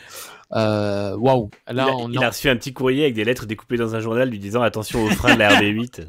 On est rentré dans le sommet. Alors quand vous voyez qu'un Max Verstappen, alors qu'il faut comme lui arracher un oui, je serai chez Red Bull en 2025, se tord les boyaux en conférence de presse le jeudi pour dire que oui, il sera bien chez Red Bull l'an prochain parce qu'il bosse pour la nouvelle voiture et tout, et que si on bosse pour la nouvelle voiture, c'est pas pour partir. Et qu'à côté de ça, vous avez une telle histoire derrière. C'est extrêmement compliqué. Et du coup, Max s'est clairement rangé du côté de son père et n'a pas du tout apprécié ce que Horner a fait à son papa. Marco, pareil. Marco, alors il a vécu ça de manière totalement horrifiée. Parce qu'on est quand même sur le Red Bull Ring, quand même, hein, le Grand Prix de Red Bull. Ah bah oui, non, mais là, c'est mal signalé. Donc là, c'est vraiment laver le linchal en public, quoi. En termes d'image, c'est catastrophique. Et donc voilà, donc Jos Verstappen qui exclut pas, en plus Jos Verstappen qui s'est bien affiché chez Mercedes en faisant des gros, voilà, des gros moi franchement, là je vais vous dire un truc. Moi je suis Toto Wolff, je lui propose un roulage dans une vieille Mercedes dès la semaine prochaine à Silverstone. Exactement. Je te jure, mais peut-être tu lui dis viens, il y a pas de problème si tu veux rouler dans une vieille voiture, moi je lui donne. En plus les freins sont ok. On a changé les freins et tout, il y a pas de souci. Voilà, et du coup Jos qui dit que voilà, il exclut pas non plus que son fils puisse passer finalement chez Mercedes. Et effectivement, c'est tout ça, c'est très très fou parce que et même Marco ce soir, si vous avez lu le dernier article sur Nagano l'avant-dernier, voilà, qui dit qu'effectivement, il est clairement dans le camp de Max, que tout ce qu'il a vécu ce week-end, et ça l'a extrêmement choqué, qu'il était vraiment dans le camp de Max, et que sa présence chez Red Bull était liée à la présence de Verstappen, c'est un oui ferme, et que ce qu'il pense, et la politique, c'est la politique, enfin ce que pense Max Verstappen. Donc en gros, si Max Verstappen en a un peu marre de ce que fait Horner avec son père, avec l'ambiance et tout, si Verstappen veut s'en aller, Marco suivra, et permettra effectivement à Max Verstappen d'aller chez Mercedes s'il a envie d'y aller. Donc tout ça ressemble effectivement à une grosse soupe qui n'est toujours pas cuite, qui n'est pas consommée et qui pourrait finir par terre. Donc voilà, bouillon, en l'occurrence. C'est ça. Donc là c'est voilà, on pensait que c'était on pensait pas que c'était réglé entre nous, hein. En tout cas au niveau public on pensait que c'était à peu près réglé. On sait maintenant que le dernier coup de dé, ça va être l'affaire éventuelle devant le pénal pour Horner. Donc si la justice britannique est saisie parce que l'employé n'a pas eu gain de cause en appel, et ça pour l'instant on n'a toujours pas de conclusion du rapport. Si même il y a une conclusion qui a été rendue, donc on n'a pas eu de nouvelles de ce côté-là. Donc voilà, donc c'est encore une image extrêmement affligeante de ce qui s'est passé chez Red Bull, une cuisine, voilà, franchement, ouais, c'est délétère et qui prouve bien, encore une fois, voilà, qu'il y a un gros souci entre Horner d'un côté et Marco, le clan Verstappen de l'autre, et que ça peut casser à tout moment. Donc Toto Wolff a bien raison de jouer la montre. Toto Wolff a bien raison de dire quand on aura une voiture gagnante, on est prêt à accueillir Max. Voilà. Bon, ils ont une voiture gagnante, hein, ça y est. Bah, c'est ça. Hein. Non, mais là, en fait, pour eux, c'est le parfait truc parce que la voiture se met à fonctionner. Puis au moment où on commençait à penser que justement ils allaient perdre la dynamique pour Verstappen, et là, en fait, la dynamique elle est totalement de leur côté parce qu'ils ont une voiture qui marche, une équipe qui a une place libre et une bonne ambiance. Et du coup, il n'y a pas vraiment de dire, il y a pas vraiment à dire que Max serait perdant d'aller là-bas en fait pour l'an prochain. La dernière déclat intéressante de Marco, c'est on s'est mis d'accord pour qu'on joue le titre cette année. Quand on lui pose la question de 2025, il n'y a pas de réponse. Donc voilà. Dingue, hein. Alors, Étoile Polaire demande qu'est-ce qu'on a à faire de Yoss. Ce mec veut devenir une vedette. Étoile Polaire. Oui, bienvenue à toi. Je vois on l'a trouvé aussi. Le fait est que Yoss, en fait, nous, on n'en a pas grand-chose à faire, mais c'est le père de Max. Donc à partir de là, il est ultra influent. Il fait partie des 3 personnes les plus influentes dans la vie de Max Verstappen, qui sont Jos Verstappen, Helmut Marko et son manager Raymond Vermeulen. Et ces 3 personnes-là, elles ont la confiance totale de Max. Donc quand elles disent quelque chose, quand elles vivent quelque chose, quand elles ressentent quelque chose, elles lui disent. Et ça passe aussi par Max. Donc du coup... Oui. Et Max a critiqué Horner, clairement. Et Max a critiqué Horner et il en a marre, justement. Non, mais je sais bien que c'est pour eux aussi que tu demandes, Étoile Polaire. Mais en fait, le truc, c'est que nous, ça paraît totalement absurde que ce soit Jos Verstappen qui est les reines de quelque chose. Mais dans la galaxie Verstappen, en fait, l'importance, elle lui est pas donnée par les faits, mais juste par Max. Et Max est la clé de voûte de tout ça. Parce qu'en fait, au bout d'un moment, enfin, comment dire, au bout d'un moment, Red Bull, ils font de la politique, ils font des trucs comme ça, mais à la fin, le point stratégique, c'est est-ce que Max Verstappen va rester? Et comme l'a dit très justement son père dans le week-end, aujourd'hui, c'est Verstappen qui fait Red Bull et pas l'inverse. Et malgré tout, alors certes, Verstappen n'est pas un surhumain, mais n'empêche que sans Verstappen, avec un pilote moins bon, l'équipe ne serait plus où elle en est aujourd'hui. Et ça, c'est certain. Je réponds l'importance qu'on lui donne. Il a une énorme importance sur Verstappen. Je vois effectivement beaucoup de critiques sur les réseaux sociaux, sur notre propre page Facebook, côté des informations qui sortent à ce sujet, sur que Jos ferme sa gueule, qu'il arrête de foutre la merde et tout. Mais non, en fait, Jos ne fait qu'être le porte-parole un petit peu de ce qui se passe en ambiance interne, et c'est extrêmement suivi par Marco et par Max. Donc en fait, c'est vrai, il faudrait tout lire sur Next Gen Auto pour que vous suiviez vraiment la file conducteur. Je sais que beaucoup le font. Mais beaucoup de fans ne le font pas, ils disent mais pourquoi Jos il se mêle de tout ça, parce qu'il a vraiment une très très grosse intérêt dans tout ça, et il a une très grande importance, et ce qu'il dit est extrêmement important aussi. Donc c'est pas une question de lui donner de l'importance, c'est qu'effectivement c'est comme le dit Manu, c'est une charnière dans tout ça, et si ça se passe mal entre Jos Verstappen et Christian Horner, ils avaient réussi un peu à, entre guillemets, à couper les ponts, à plus s'affronter en public, ce qu'a fait Horner à Jos Verstappen sur ce Grand Prix là, l'empêcher de faire une démonstration, filmer, tout ça. C'est une démonstration pour une Red Bull. En gros, c'est vraiment la revanche, la petite revanche, la petite querelle, quoi. Et ben ça suffit pour raviver les tensions et pour que Max déjuge enfin pour la première fois publiquement son patron d'équipe en faveur de son père. Et ça veut tout dire. Je ne sais plus qui a parlé de kindergarten, le jardin d'enfants, hein, la cour Marco en d'école. a parlé, oui. Voilà, en maternelle, c'est un peu ça, sauf que là, on vit entre adultes et les conséquences peuvent être beaucoup plus graves, hein, sur la suite de l'avenir de Red Bull. Et Max a d'ailleurs dit que ce genre de conneries devrait être évité, en gros, parce que lui, il a dit qu'il n'avait pas... Enfin, que c'était dommage ça que ça arrive. saouler, hein. Ah, mais complètement. Je pense que c'est un peu le cas, déjà. Quand il a répondu ce week-end, il semblait vraiment, en gros, dire que ça aurait été mieux que ça se produise pas. Et bon, là, pour l'instant, ça ne le pollue pas trop, mais à force, ça peut arriver quand même. Je pense que si Horner a vraiment menacé que la Red Bull risquait de casser ou d'avoir un problème au freinage, ça n'a pas dû plaire du tout à Max. Hein. Ah bah non. Clairement. Non. Donc ouais, c'est vraiment à suivre parce que chaque grain de sable pour Red Bull, et c'est pas que en course, c'est aussi hors piste, va pouvoir être un événement qui va provoquer un départ de Verstappen, ou en tout cas quelque chose de C'est juste une menace, de pire. dans le chat, mais ça se C'est fait pas ce déjà genre de menace. trop. C'est énorme comme C'est menace. déjà trop. Un ami, quelqu'un de votre famille vous dit bah, attention, fais gaffe à tes freins, je viens de pas te les couper dans la nuit. Sur le ton d'ironie. Comment tu veux qu'il y ait un climat de confiance et de sérénité derrière après ça? Je veux dire, on parle d'une équipe de F1 qui a besoin d'être ultra posée et ultra solide sur ses appuis. Et là, c'est pas du tout le cas pour Red Bull. Donc, pour casser son contrat à Max, ça coûterait combien? Rien. Rien. Bah, si Max veut partir, Marco suit. Et Voilà. si Marco n'est pas là, il a dit en plus. Si Marco il a dit, si je suis pas exactement dans mes fonctions, si je ne suis même pas maintenu dans mes fonctions exactes, je suis libre donc du coup de partir et Max de partir aussi. C'est extrêmement clair, net et limpide. Ça coûterait 0€. Ce serait de la perte totale et sèche pour Red Bull. C'est la fameuse clause qui avait été rajoutée dans le contrat de Verstappen au dernier Oui, moment. Marco en a parlé, il y a 2 clauses, effectivement. Il y a la clause Marco et la sienne. Il y a une clause de performance. Elle a dit, effectivement, Max ne peut pas faire jouer sa clause de performance en ce moment, évidemment, vu ce qu'il gagne.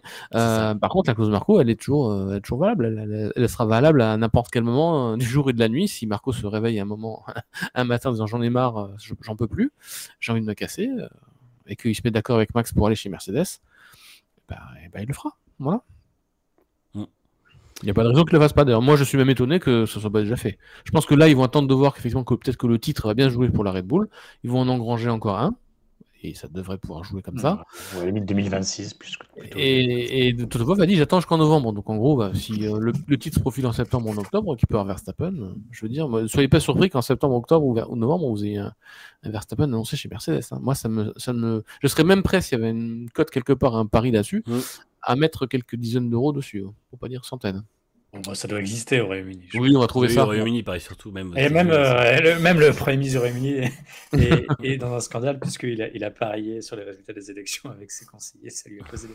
je pense que ce genre de pari doit vraiment exister. C'est bon pour Netflix. Alors là, par contre, je vais quand même en parler un petit peu parce que, en fait, ce qu'il faut savoir, c'est que le site officiel de la F1, depuis l'éclatement de l'affaire Horner, c'est-à-dire début février, n'a jamais parlé une seule fois de tout ce scandale, tout le problème des politiques internes, de tout ce qui s'est passé, tout ce qu'on vous a raconté depuis le mois de février, mais on n'a jamais dit une seule ligne.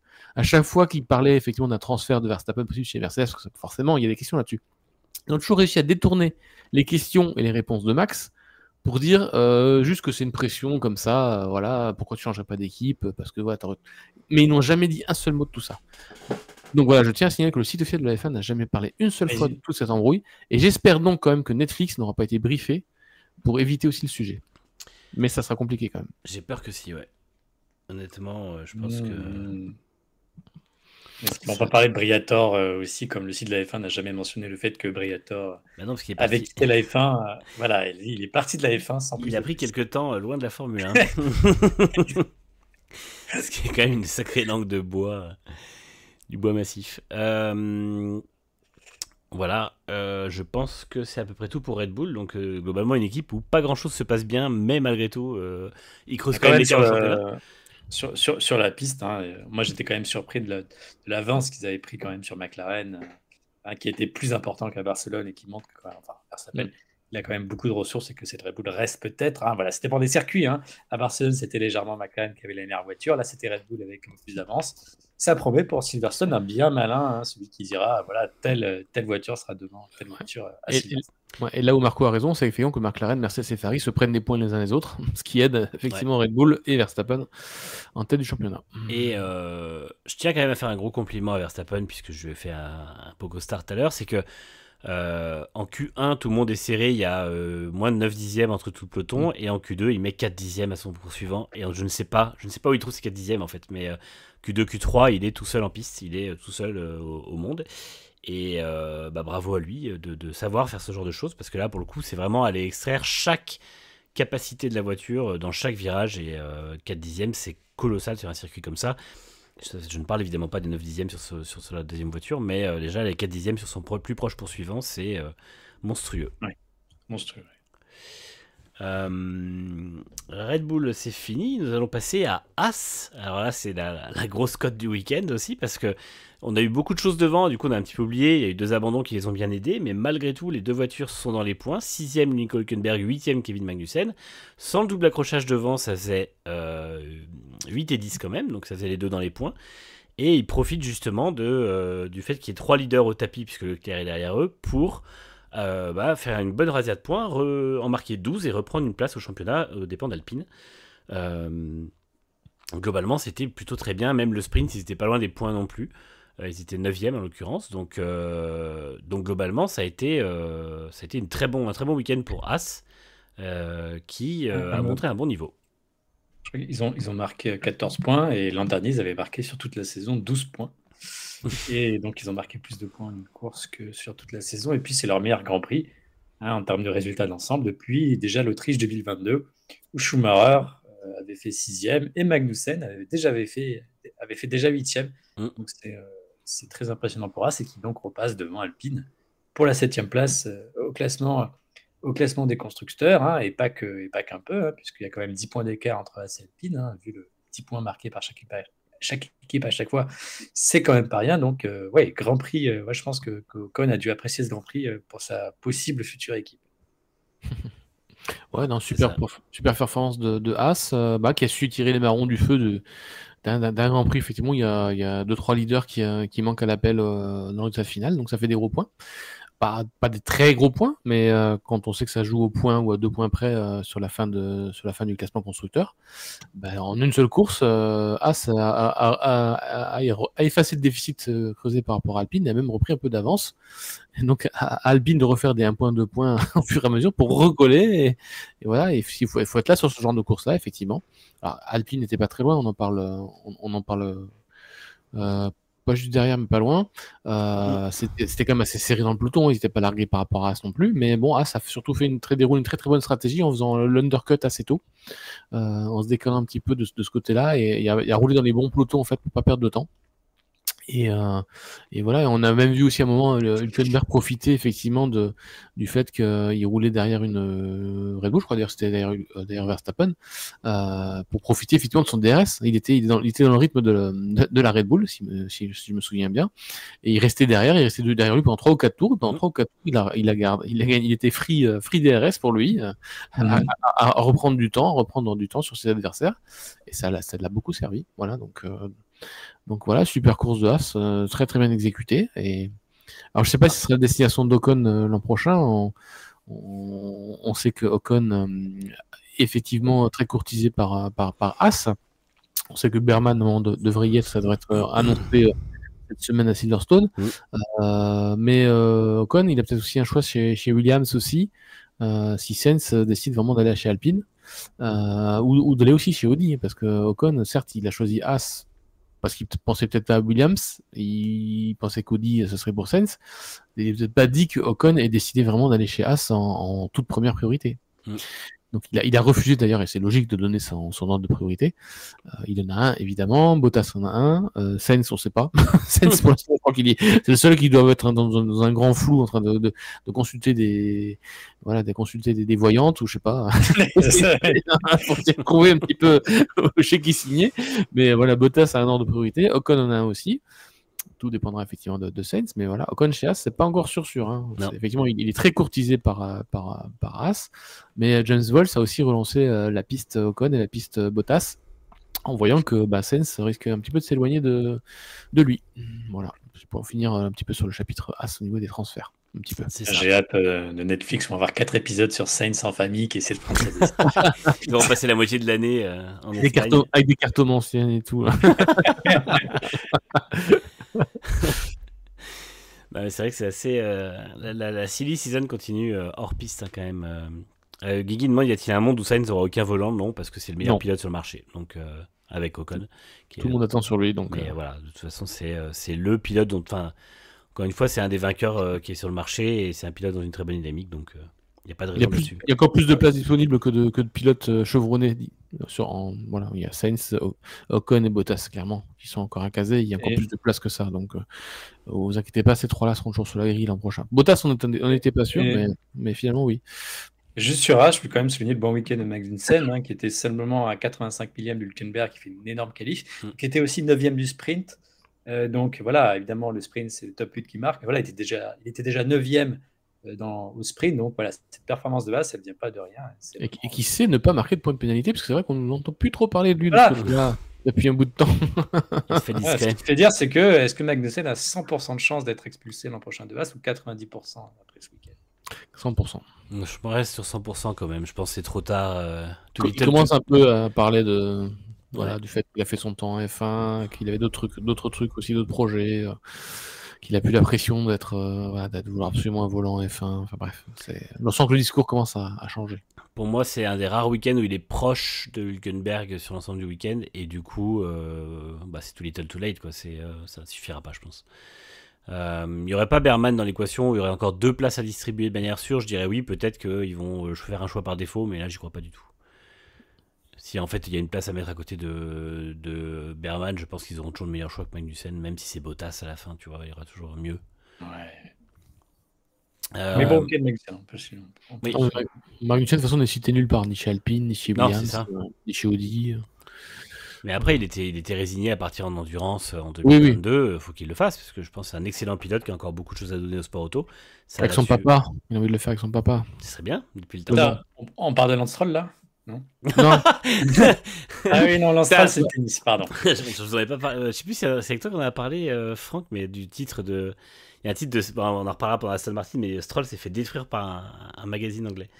Ah non, c'est pas avec moi. Ah, d'accord, je vous le dirai. On va parler d'abord de RBF1, avec la très belle 9e place de Daniel Ricciardo, la 14e place de Yuki Tsunoda, qui n'a pas marqué de points et a pris 40 000 € d'amende pour avoir utilisé des mots qui ont pu blesser des gens, puisqu'il a traité les autres pilotes de retards, ce qui veut dire attardé en anglais. Il a prétendu qu'il ne savait pas exactement ce que ça voulait dire.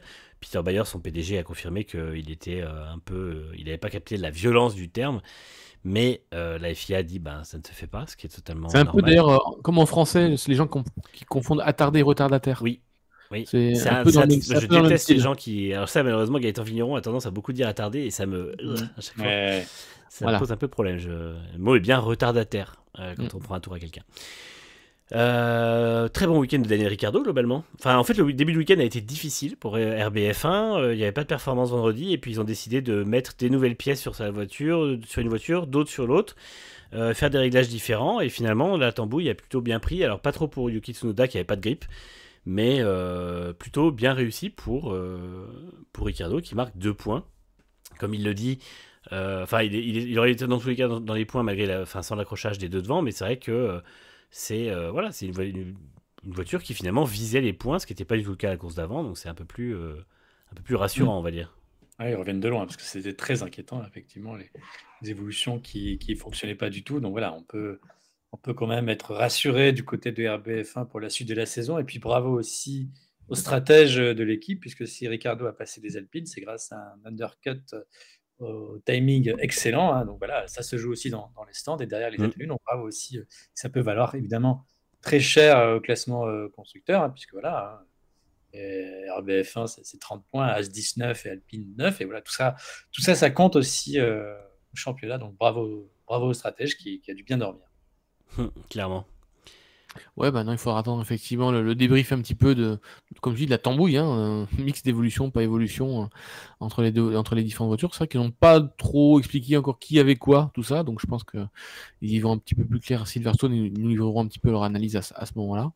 Mais oui, effectivement, ma course un peu plus rassurante, effectivement, parce qu'ils avaient vraiment sombré d'un coup à Barcelone avec tout l'ensemble de packs d'évolution. Alors certes, c'est très difficile de comprendre une voiture tout de suite du premier coup. Là, on avait un peu peur pour eux la semaine dernière parce que c'était un week-end sprint quand même. Donc, si on part sur une config pas connue et qui fonctionne pas en essai libre, c'est le risque effectivement d'avoir un très mauvais week-end par la suite. Même si, on rappelle, cette année, le parc fermé se réouvre après le sprint et permet effectivement des modifications, ce qui permet d'être un peu moins bloqué ou cadenassé dans un mauvais choix de réglage. Mais voilà, ils reviennent un petit peu au niveau qu'ils avaient avant Barcelone, c'est-à-dire presque la 5e force du plateau. Ils étaient aussi, ils ont été devant Alpine ce week-end-là. Ils n'étaient pas devant As. Voilà, As était quand même encore un poil plus performant sur ce week-end. Mais voilà, ils ont plus ou moins retrouvé le niveau qu'ils avaient avant Barcelone, donc à confirmer comme à Silverstone. Hein.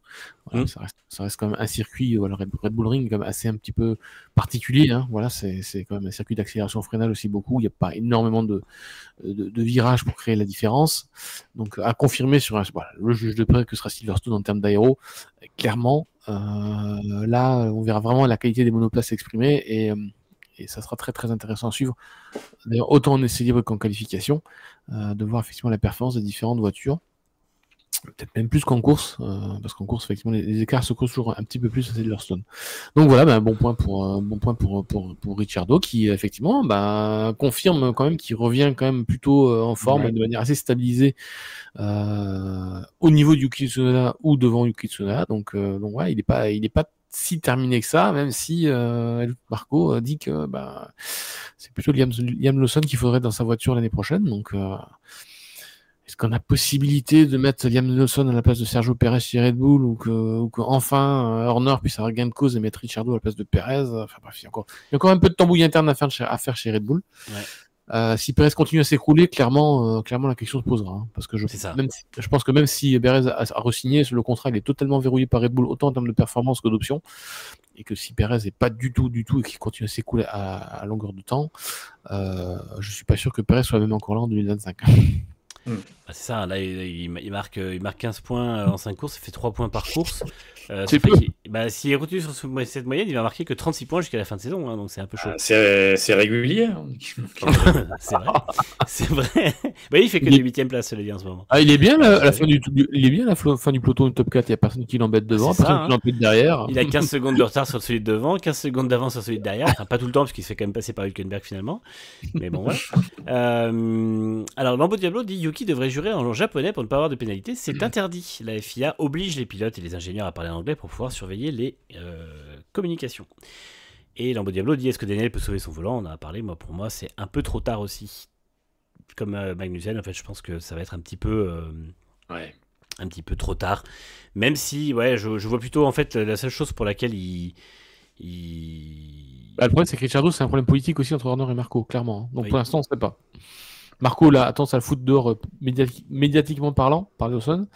Horner il a quand même soutenu en disant qu'il irait encore des courses au moins jusqu'à la pause estivale, donc pareil entre les deux, c'est le dossier Ricciardo est tendu, hein. Après, même quand Marco soutient des gens, c'est pas non plus bon signe. C'est pas faux. C'est vrai que Gasly avait eu l'assurance que tout se passerait bien et qu'il reprendrait son baquet après la pause estivale en 2019. Fallait pas prendre de vacances. C'est ça. Il fallait pas casser la voiture en essai hivernaux, de toute façon, ça c'est... Ah oui.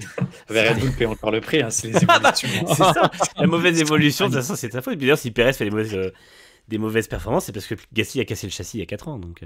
il y a 5 ans. Voilà, donc en tout cas RBF1, c'est pas mal, mais en fait je pense qu'eux aussi ils payent un peu le peloton très serré, globalement, avec des écarts qui sont faibles, et ça pose un petit peu problème par moment pour réussir à être à peu près constant, on va dire. On se réjouit juste pour la FIA qui a encore trouvé quelqu'un qui paierait 20 000 € à la fin d'un Grand Prix, histoire de payer un petit gueuleton à la fin de la course. Les 40 000 de Tsunoda, je peux te dire que ça va être investi dans du homard et dans du champagne, ça va être sympa. Hein. C'est ça. On va parler d'Alpine. Alpine avec la 10e place de Pierre Gasly, la 12e d'Esteban Ocon, un duel encore bien tendu, mais que les deux pilotes ont apprécié, comme quoi finalement, quand Bruno Famin pète pas un câble en direct, les deux pilotes sont pas si mécontents. Non, c'était un petit tacle gratuit, mais voilà, en tout cas ça s'est quand même plutôt bien passé. Alors effectivement on a eu un ciao de Pierre Gasly quand il est passé, on a eu des petites plaintes à la radio, mais rien de bien méchant.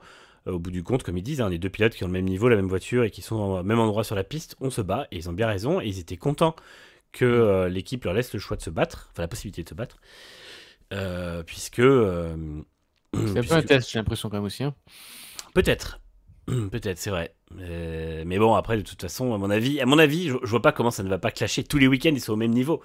Tous les week-ends, ils sont en même position parce qu'ils ont le même niveau. Et globalement, ils ont des profils très proches. Ils ont des façons de gérer les courses très proches. Ils sont tous les deux très bons gestionnaires de pneus. Ils sont tous les deux à peu près de même performance en qualif, indice de performance similaire. Et je vois pas comment ça ne va pas clasher à nouveau avant la fin de saison, parce que de toute façon, ils seront pour moi tous les Grands Prix au même niveau, à deux places d'écart maximum, et ils vont se croiser en course. Et voilà, donc après, tant mieux si ça va jusqu'au bout comme ça. Mais personnellement, j'y crois pas du tout. Bon, après, Pierre Gasly a juste dit, il faudra quand même étudier, voir si ça nous a pas coûté un peu de temps de course aussi, peut-être pas viser une place de mieux.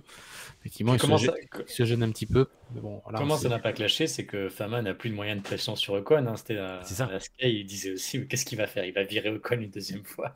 Oui, c'est ça. À part le suspendre. Mais... À noter quand même qu'Ocon qui a le châssis allégé quand même de Gasly, mais il fait pas beaucoup mieux, hein. Il fait même moins bien. Donc, Ouais, mais quand il avait, paradoxalement, quand il avait le châssis le plus lourd, il était souvent devant Gasly. Donc le châssis C'est ça. allégé, je suis pas sûr qu'il soit. Je crois meilleur. qu'il a perdu une petite pièce pendant la course. Oui, en plus, il a Ouais. perdu une pièce. Mais comme il a dit, si la perte de pièce n'a pas fait de. Il a dit si le fait de perdre cette pièce n'a pas changé grand chose sur la voiture, c'est un gros problème. Ça veut dire que la voiture a d'autres soucis que ça, quoi. Après, il savait pas ce que c'était quand il a commandé, quand il a commenté en fait. Il a vu après, c'est les petites ailettes qui sont juste derrière les écopes de frein à l'arrière. Les écopes de frein, ouais. Ça rapporte un poil d'appui, mais c'est pas ça qui change la vie. Donc, en fait, quand on lui a fait la remarque, il le savait même pas. Et c'est lui-même d'ailleurs qui a posté une petite story sur Instagram en montrant effectivement la pièce qui s'envole.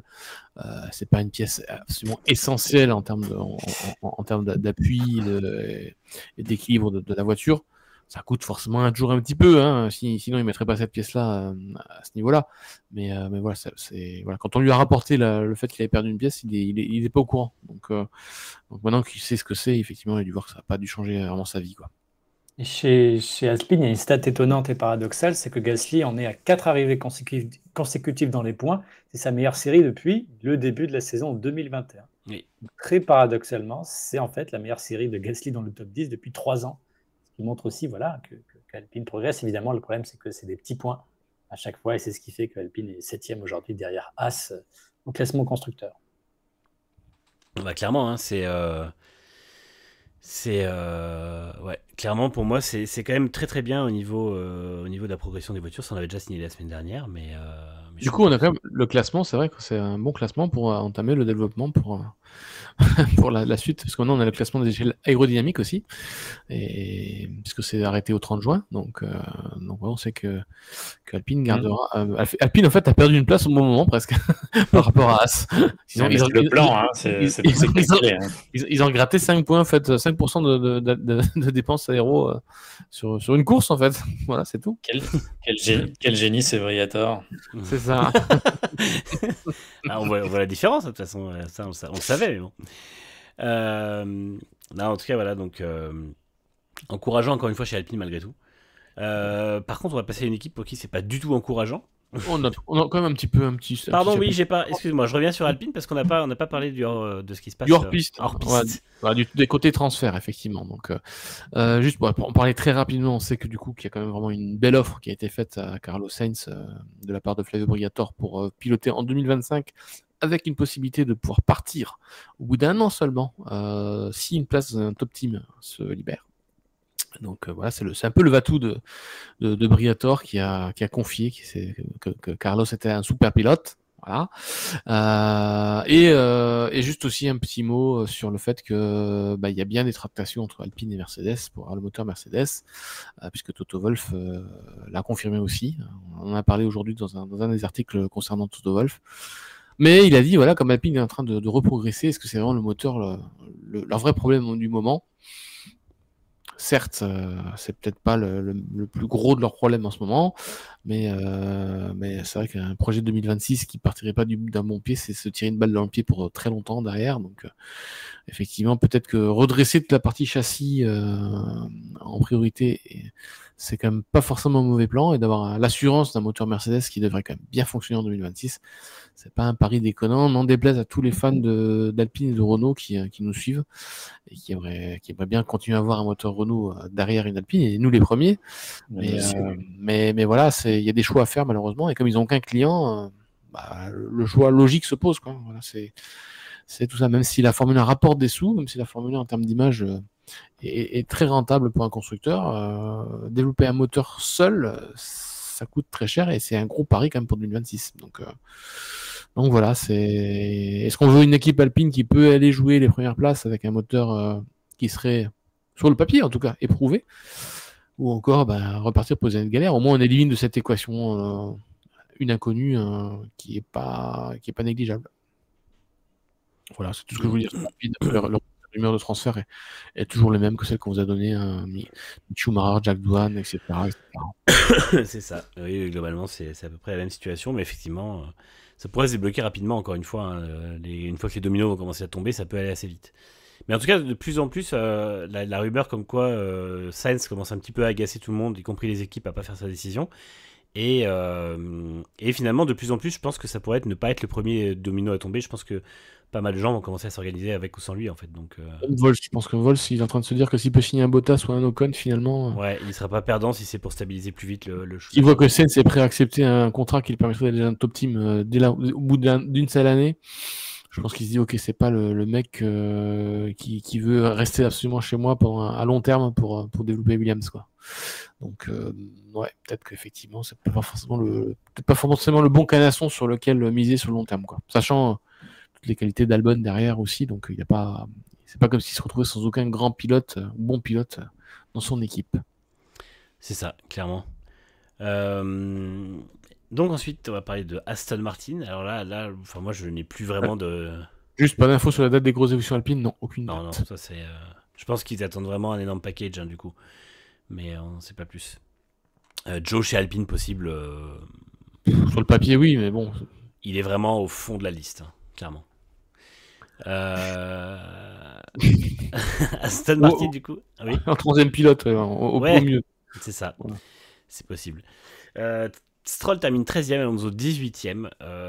L'équipe ne gagnait plus, clairement. Comme je disais, sur les 5 dernières courses, c'est 16 points, donc soit un de plus que Sergio Pérez. Mais c'est pas énorme non plus. C'est globalement très mauvais, en fait. La voiture ne fonctionne pas. Les pilotes n'ont pas l'air très heureux. Il y a pas. Bon, Alonso signe le meilleur tour à la fin pour faire chier tout le monde, je pense. Mais parce que c'est. Voilà, après. C'est encore plus mauvais. Alors, c'est plus catastrophique pour Alonso que pour Stroll. Stroll fait quand même 10e au sprint.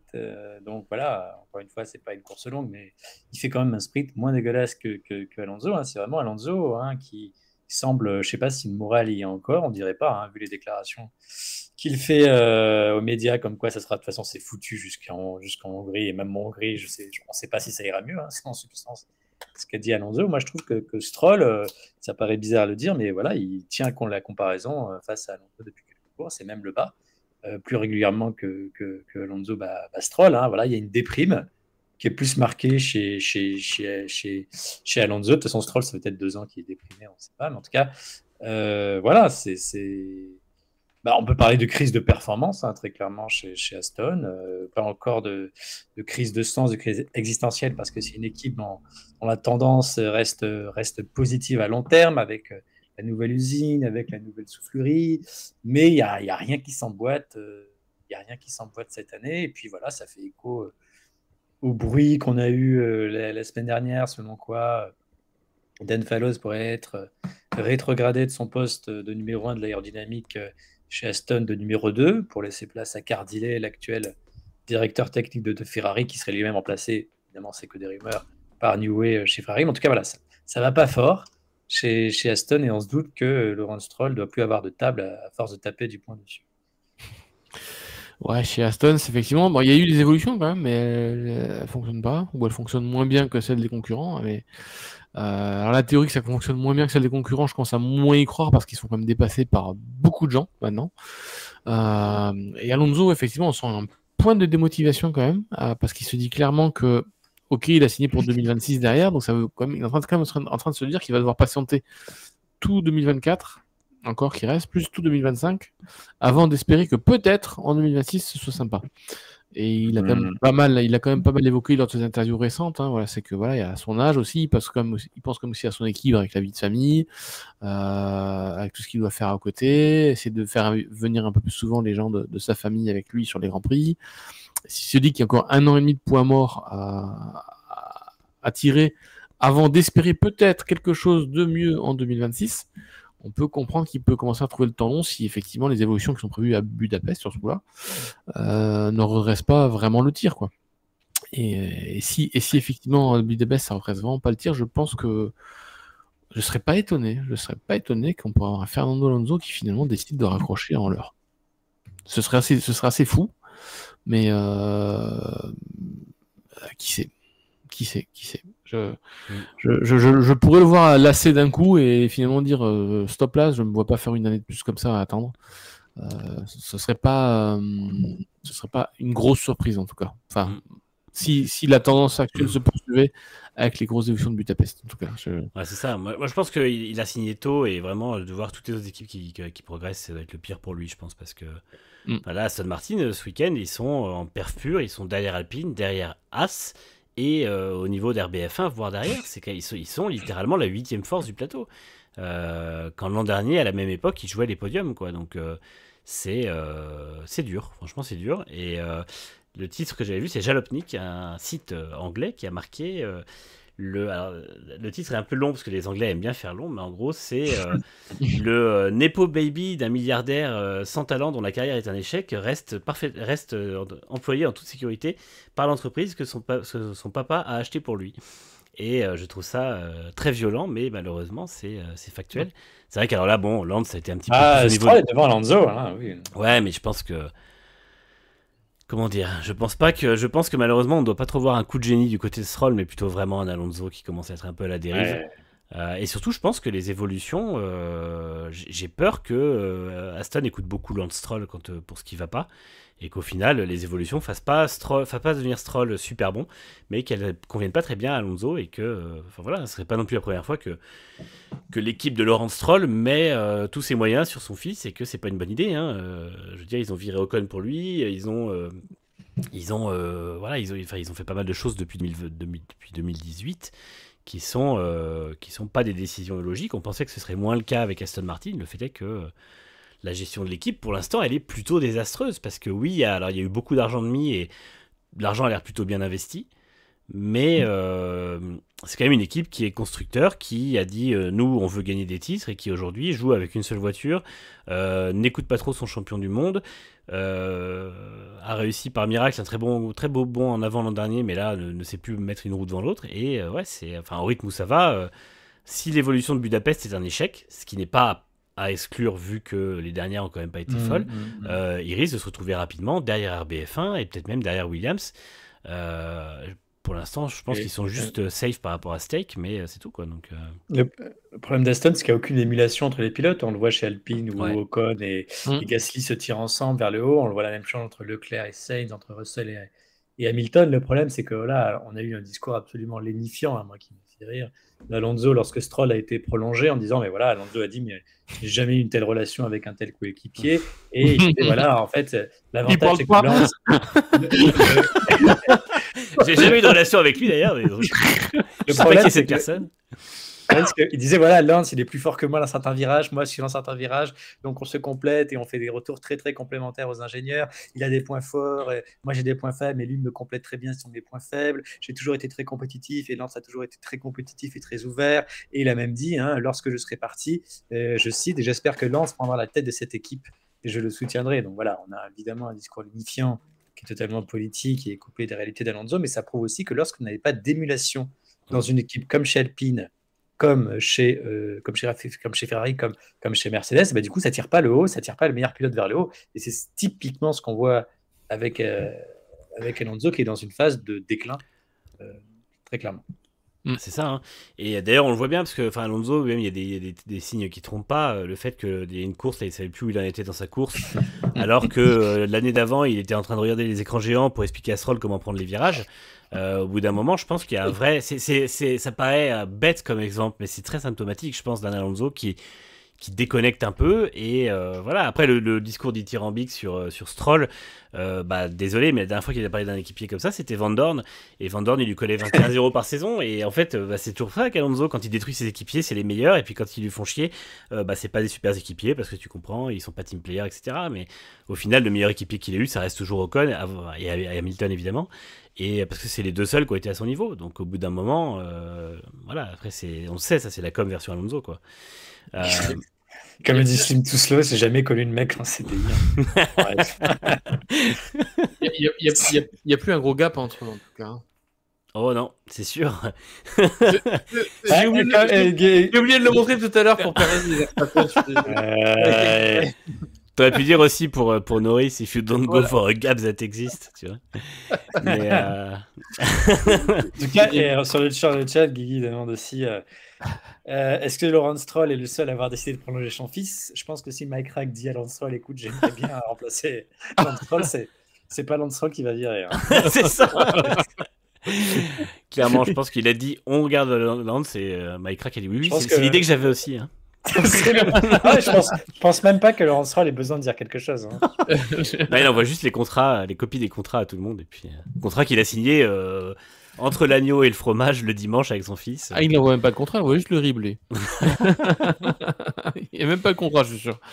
Écrit. Ah, c'est ça. Il envoie un message, faites une dépêche, Lance est prolongé. Ah, mais il n'était pas encore prolongé. Si. Non, mais c'est bon, mais le problème, c'est que c'est pas sérieux quand même, parce que ça envoie d'une image de l'équipe qui est catastrophique. Et en fait, c'était grave quand ils étaient très bons devant, parce qu'on voyait que Alonso était largement meilleur que Stroll, et que lui empilait les podiums pendant que Stroll en mettait pas un. Et aujourd'hui, c'est presque pire, parce que l'équipe va pas bien, et en fait, on sait que les décisions sont aussi responsables de ça. Donc du coup, il y a vraiment du négatif tout le temps chez Aston, en fait. Et c'est pas, globalement, l'image est toujours très désastreuse. Hein.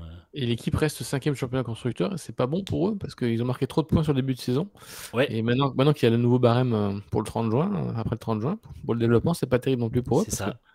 Ils ont fait un écroulement, mais au mauvais moment, quoi. Ils vont moins développer que les équipes comme Alpine, comme As, comme RBF1, qui sont des équipes à leur niveau maintenant. Et même Williams, c'est pas si loin. Hein. Williams, ils sont en rythme de course, ils terminent pas très loin de Stroll. Donc, là encore, eux aussi, ils ont un seul pilote, donc heureusement, entre guillemets, mais c'est le pilote qui cartonne vraiment.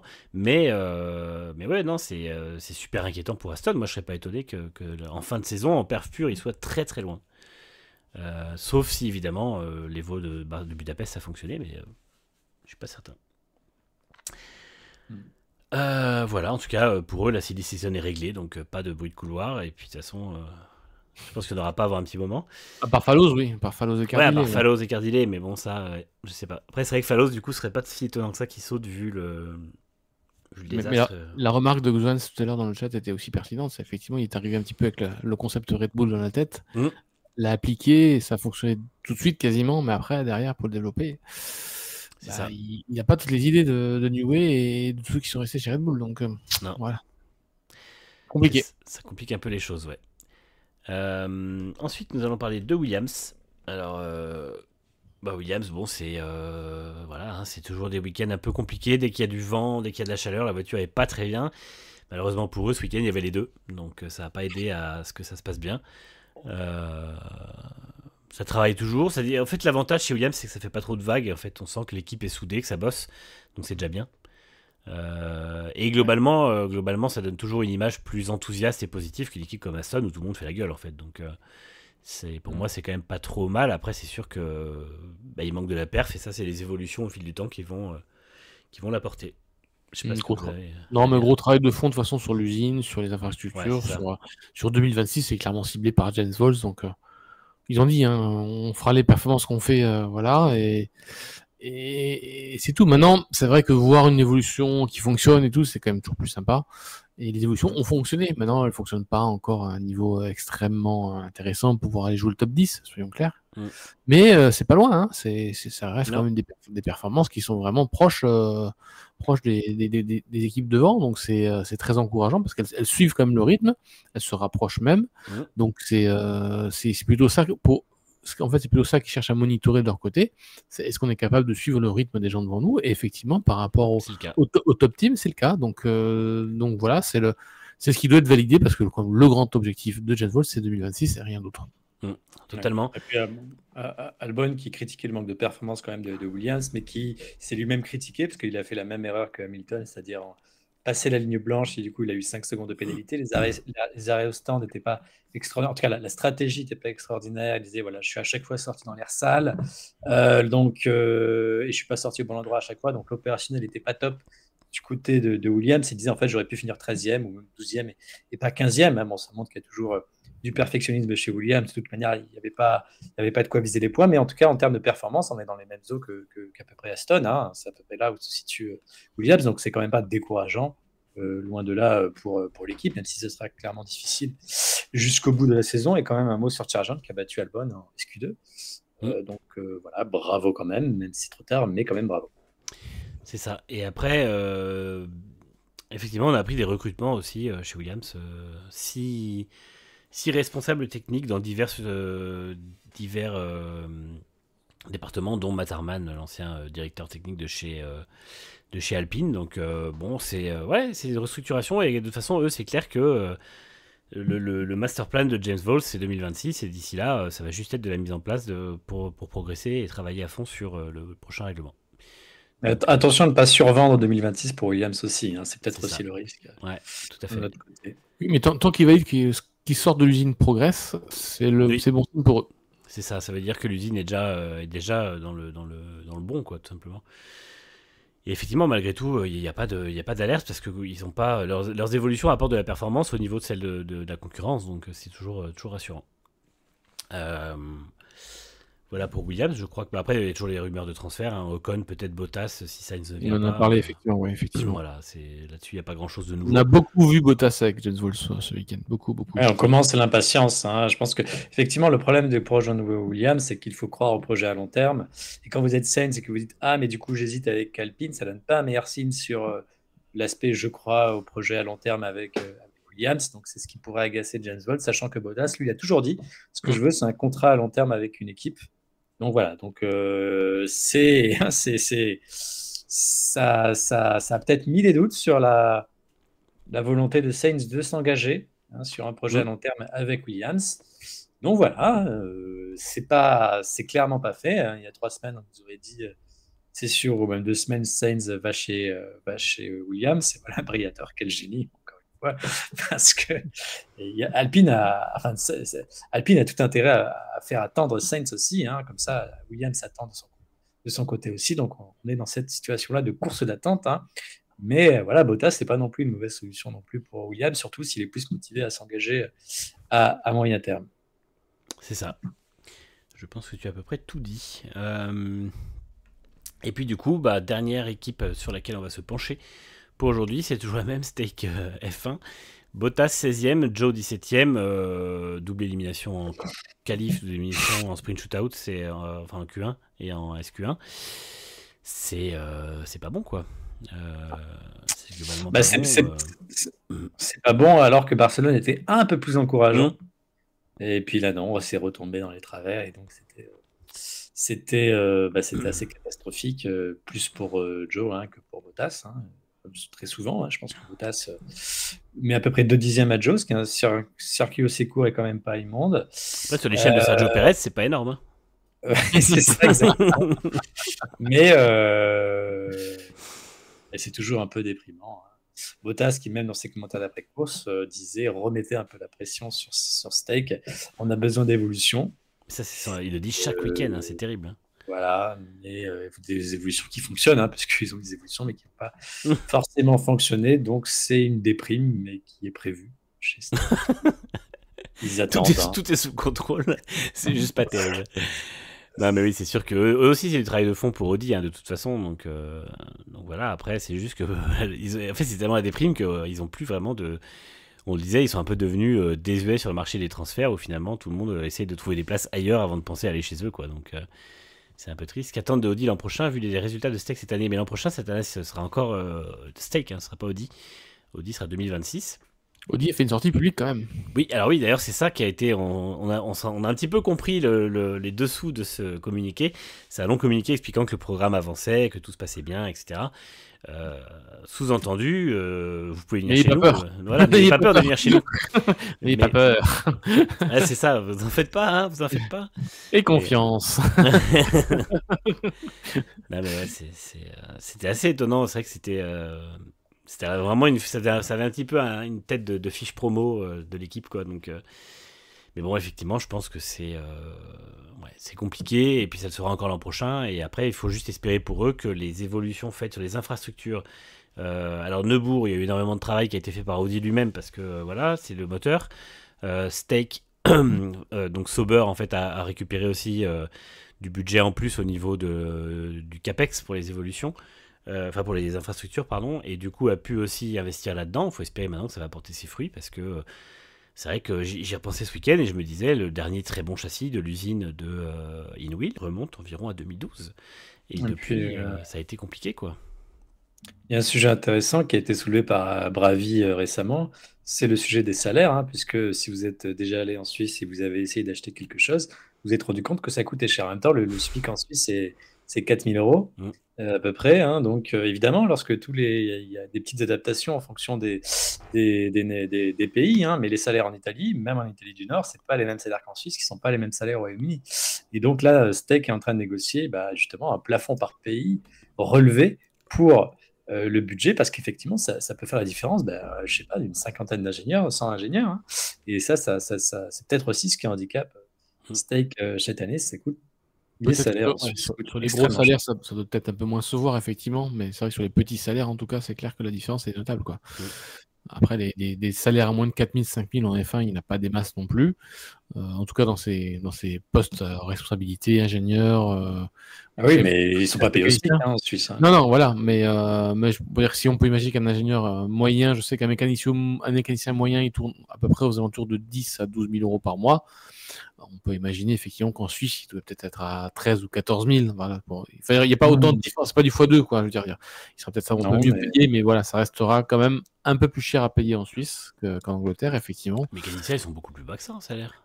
De toute façon, je pense que la FIA doit avoir une belle grille. Les ingénieurs en Formule 1 sont moins bien payés qu'avant. Hein. Ouais, les ingénieurs sont moins bien payés qu'avant, c'est devenu moins compétitif que certains autres domaines. Oui, mais sans la FIA a les salaires, puisqu'elle a tous les comptes des équipes, donc elle sait très bien voir la masse salariale, ce que ça coûte à chaque équipe. Et s'il y a une énorme disproportion, on aura entendu parler bien avant, à mon avis. Et donc, je pense que c'est qu'ils ont un léger problème, mais ce n'est pas le vrai problème, je pense, en tout cas, de Steak F1, en tout cas à l'heure actuelle. Non, clairement pas. Clairement pas. Voilà, on a fait le tour de ce Grand Prix d'Autriche qui fut fortement animé, malgré tout, et donc qui a été, comme toujours après un Red Bull Ring, c'est vrai que c'est toujours sympa. Le prochain Grand Prix, ce sera ce week-end, puisque nous sommes en cours d'un triple header, d'un triplé de course. La F1 ne s'arrête pas et reprend dès jeudi à Silverstone pour le Grand Prix de Grande-Bretagne, qui sera la 13e manche du championnat. Nos pronos. Ouais, oui. D'ailleurs, on avait tous parié une victoire de Norris la semaine dernière, et donc nous avons tous eu tort, mais bon, on aurait eu raison. À cause de Max. Ouais, on aurait eu raison sans Verstappen, exactement. Donc on peut s'attribuer un peu de mérite. Et moi je dis Hamilton. Soyons fous. Moi je dis Verstappen. Grosse cote. Moi je dis Norris. Voilà, tout le monde est différent. Maintenant, tu vas sur la solution de facilité, Alex.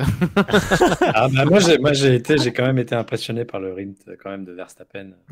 Oui, non, mais c'est clair. Et dans le virage. J'ai envie d'une belle histoire. J'ai envie d'Hamilton qui retrouve la victoire. De toute façon, si Verstappen gagne pas, voilà, et s'il gagne, moi j'aurais été contre ce pari. Je fonctionne au cœur et à l'émotion, tu vois. Moi, je fonctionne un peu au cœur et à l'émotion, mais aussi sur le fait que McLaren, avec une voiture évoluée l'an dernier, avait fait un très bon Grand Prix de Grande-Bretagne. Ouais, mais ils ont toujours pas leur nouveau motorhome, enfin leur motorhome normal. À Silverstone, ils seront encore déstabilisés par tout ça. Norris ne trouve pas ses chaussettes là où il faut, et voilà. C'est ça. Moi je pense que ça va bien se passer pour eux, mais ouais, je vois bien Norris. Je vois bien Norris gagner. Donc, comme d'habitude, vous pourrez retrouver la journée média avec les déclarations pré-Grand Prix sur Next Gen Auto. Vendredi, alors là, c'est un week-end classique. C'est plutôt jeudi, parce qu'ils ont 1 heure d'avance sur... Ouais, c'est vrai que j'ai pas regardé les horaires, mais oui, on est 1 heure plus tôt que d'habitude, en gros, pour à peu près tout. Week-end normal, pas de sprint, donc essai libre 1, essai libre 2 vendredi, essai libre 3 qualif samedi, course dimanche. Red Bull aura une livrée spéciale, la première de ces 3 livrées spéciales de la saison. On ne l'a pas encore découverte, on la découvrira sûrement mercredi, je pense, histoire qu'elle soit pas spoilée dans la vidéo des stands jeudi. Vamos Pérez. Avec des canettes de Red Bull et des drapeaux mexicains partout. Non, en plus, je crois qu'ils en font une au Mexique. Non, ils en font une à Austin et une. La troisième, je sais plus où elle sera. Bref. Donc voilà, en tout cas, ça va. Parmi les choses qu'on aura, c'est ça. Après, il y aura sûrement une pelletée de casques spéciaux. Et puis voilà. Quelle heure le GP? Alors attends, j'ai plus le truc, mais je peux retrouver ça rapidement. Il me semble que c'est 14h. J'aurais dit que c'était 14h aussi, pour pas que ça fasse 16h en Grande-Bretagne. On va aller sur schedule du site officiel. Ah non, c'est 15h. Non, je crois que c'est 15h là-bas, donc 16h chez nous. 16h chez nous. 16h. Ah oui, c'est Track Times, pardon. Oui, non, c'est ça. Ah oui, c'est 16h chez nous, oui. Ouais, les qualifs et la course sont à 16h. Ils ont adapté pour le vendredi et le samedi, donc c'est toujours 13h30, 17h, 1 et 2. Ouais. 12h30 le livre 3 et 16h les qualifs. Mais la course garde un départ à 15h, Hmm. donc 16h pour nous. Bah, ma foi. Quelle heure la pluie? Ah bah ça, la pluie en Angleterre, il n'y a pas d'heure, hein. C'est très souvent. Alors, par contre, Silverstone s'est remis à vendre des billets Oui. du coup, suite à ce qui s'est passé hier. Par contre, ils craignent énormément de problèmes pour Verstappen parce que vu ce qui s'est passé hier, ils vont mettre une sécurité autour de Norris et autour de voilà, les fans anti-Verstappen. Ça risque de... Ouais, ça crée un petit peu. Oui. Ouais. Voilà. Et d'ailleurs, j'aime énormément le circuit Silverstone, c'est probablement une de mes courses préférées de l'année. Néanmoins, je voulais mettre un petit carton rouge au circuit qui a dit ouin, on ne vend pas de place. Bah écoute, la prochaine fois, tu mettrais pas 30% d'augmentation en 3 ou 4 ans et tes places, tu continueras à les vendre. Puisqu'ils sont pas à guichet fermé pour l'instant. Ils vont pas tarder à l'être là, avec les places qui se revendent, mais voilà, ils se plaignaient, oh mon dieu, on ne vend plus de place et tout, on comprend pas. Ben, comprenez que les gens ont autre chose à foutre de leur fric que de lâcher 600 ou 700 balles dans un week-end, hein, c'est tout simplement ça. Ouais, de toute façon, ils économisent tous pour Las Vegas. Alors. Bah évidemment, Las Vegas qui va mettre des prix abordables à partir de $1000 la course. Donc, $1000 le hamburger. Ah oui, pardon, c'est ça. Avec vue sur une barricade fermée. Non mais voilà, donc voilà, nous on se retrouvera pour Grand Prix lundi prochain. Nous avons déjà pris la décision pour simple raison que mardi et mercredi ce sont des demi-finales de l'Euro. Et que nous ne voulons pas empiéter là-dessus, nous ne voulons pas que ça empiète sur nous non plus, on va pas vous mentir, c'est un peu compliqué d'être concurrentiel de ça, puis on se dit que si les gens veulent regarder, au moins ils n'auront pas à faire le choix. Donc on se retrouvera lundi prochain, dans 7 jours, à 20h30 évidemment. D'ici là, alors s'il y a une news qui arrive dans le week-end, on vous prendra évidemment la parole, mercredi, jeudi ou vendredi, hein, selon comment les choses se passent. Honnêtement, si on a juste Berman qui confirmait, oui, je pense pas on ne fera pas un live spécial pour lui. Maintenant, si ça se débloque aussi côté Ocon, Bottas, Sainz ou quoi, ou que le drama Red Bull continue peut-être un peu plus violemment, on ne sait pas, parce qu'on n'est jamais à l'abri d'une sortie lunaire d'Horner ou Marco. On vous fera un petit live, évidemment, pour discuter de tout ça. Merci. Oui. Nous dit, tu aurais pu empiéter sur France-Belgique. Non. On avait prévu un petit tweet au cas de tir au but de retarder le départ de l'émission ce soir si ça avait été le cas. Donc on était prêt à s'adapter à notre environnement. Voilà, en tout cas, n'hésitez pas toujours à suivre la chaîne pour avoir justement les alertes des moments où on est en live aussi, parce que comme ça vous évite de devoir suivre 12 000 comptes, même si n'hésitez pas à suivre aussi nos comptes évidemment, et le site. Vous abonnez aussi évidemment, votre soutien est toujours important. Donc vous pouvez toujours aussi le faire avec Prime Video, hein. N'oubliez pas, si vous avez un compte Prime, vous pouvez lier votre compte Prime à votre compte Twitch et votre abonnement est gratuit, donc ça c'est plutôt pas mal. N'hésitez pas à le faire pour nous soutenir évidemment. Nous on essaie toujours de faire des lives le plus possible. Le Grand Prix continue évidemment de chaque semaine et puis voilà, encore une fois comme on vous dit, un petit live d'une demi-heure à 1 heure selon les news qui tombent dans la semaine, histoire de pouvoir un petit peu les décrypter avec vous et pas seulement faire de la news pure sur le site. Merci à toutes et à tous dans le chat, merci d'avoir été nombreux encore ce soir à nous suivre, et puis merci Alex, merci Franck surtout évidemment, et à très bientôt. Tout le monde. Merci à vous. Bonne soirée. Bon Grand Prix à l'année prochaine. Ciao.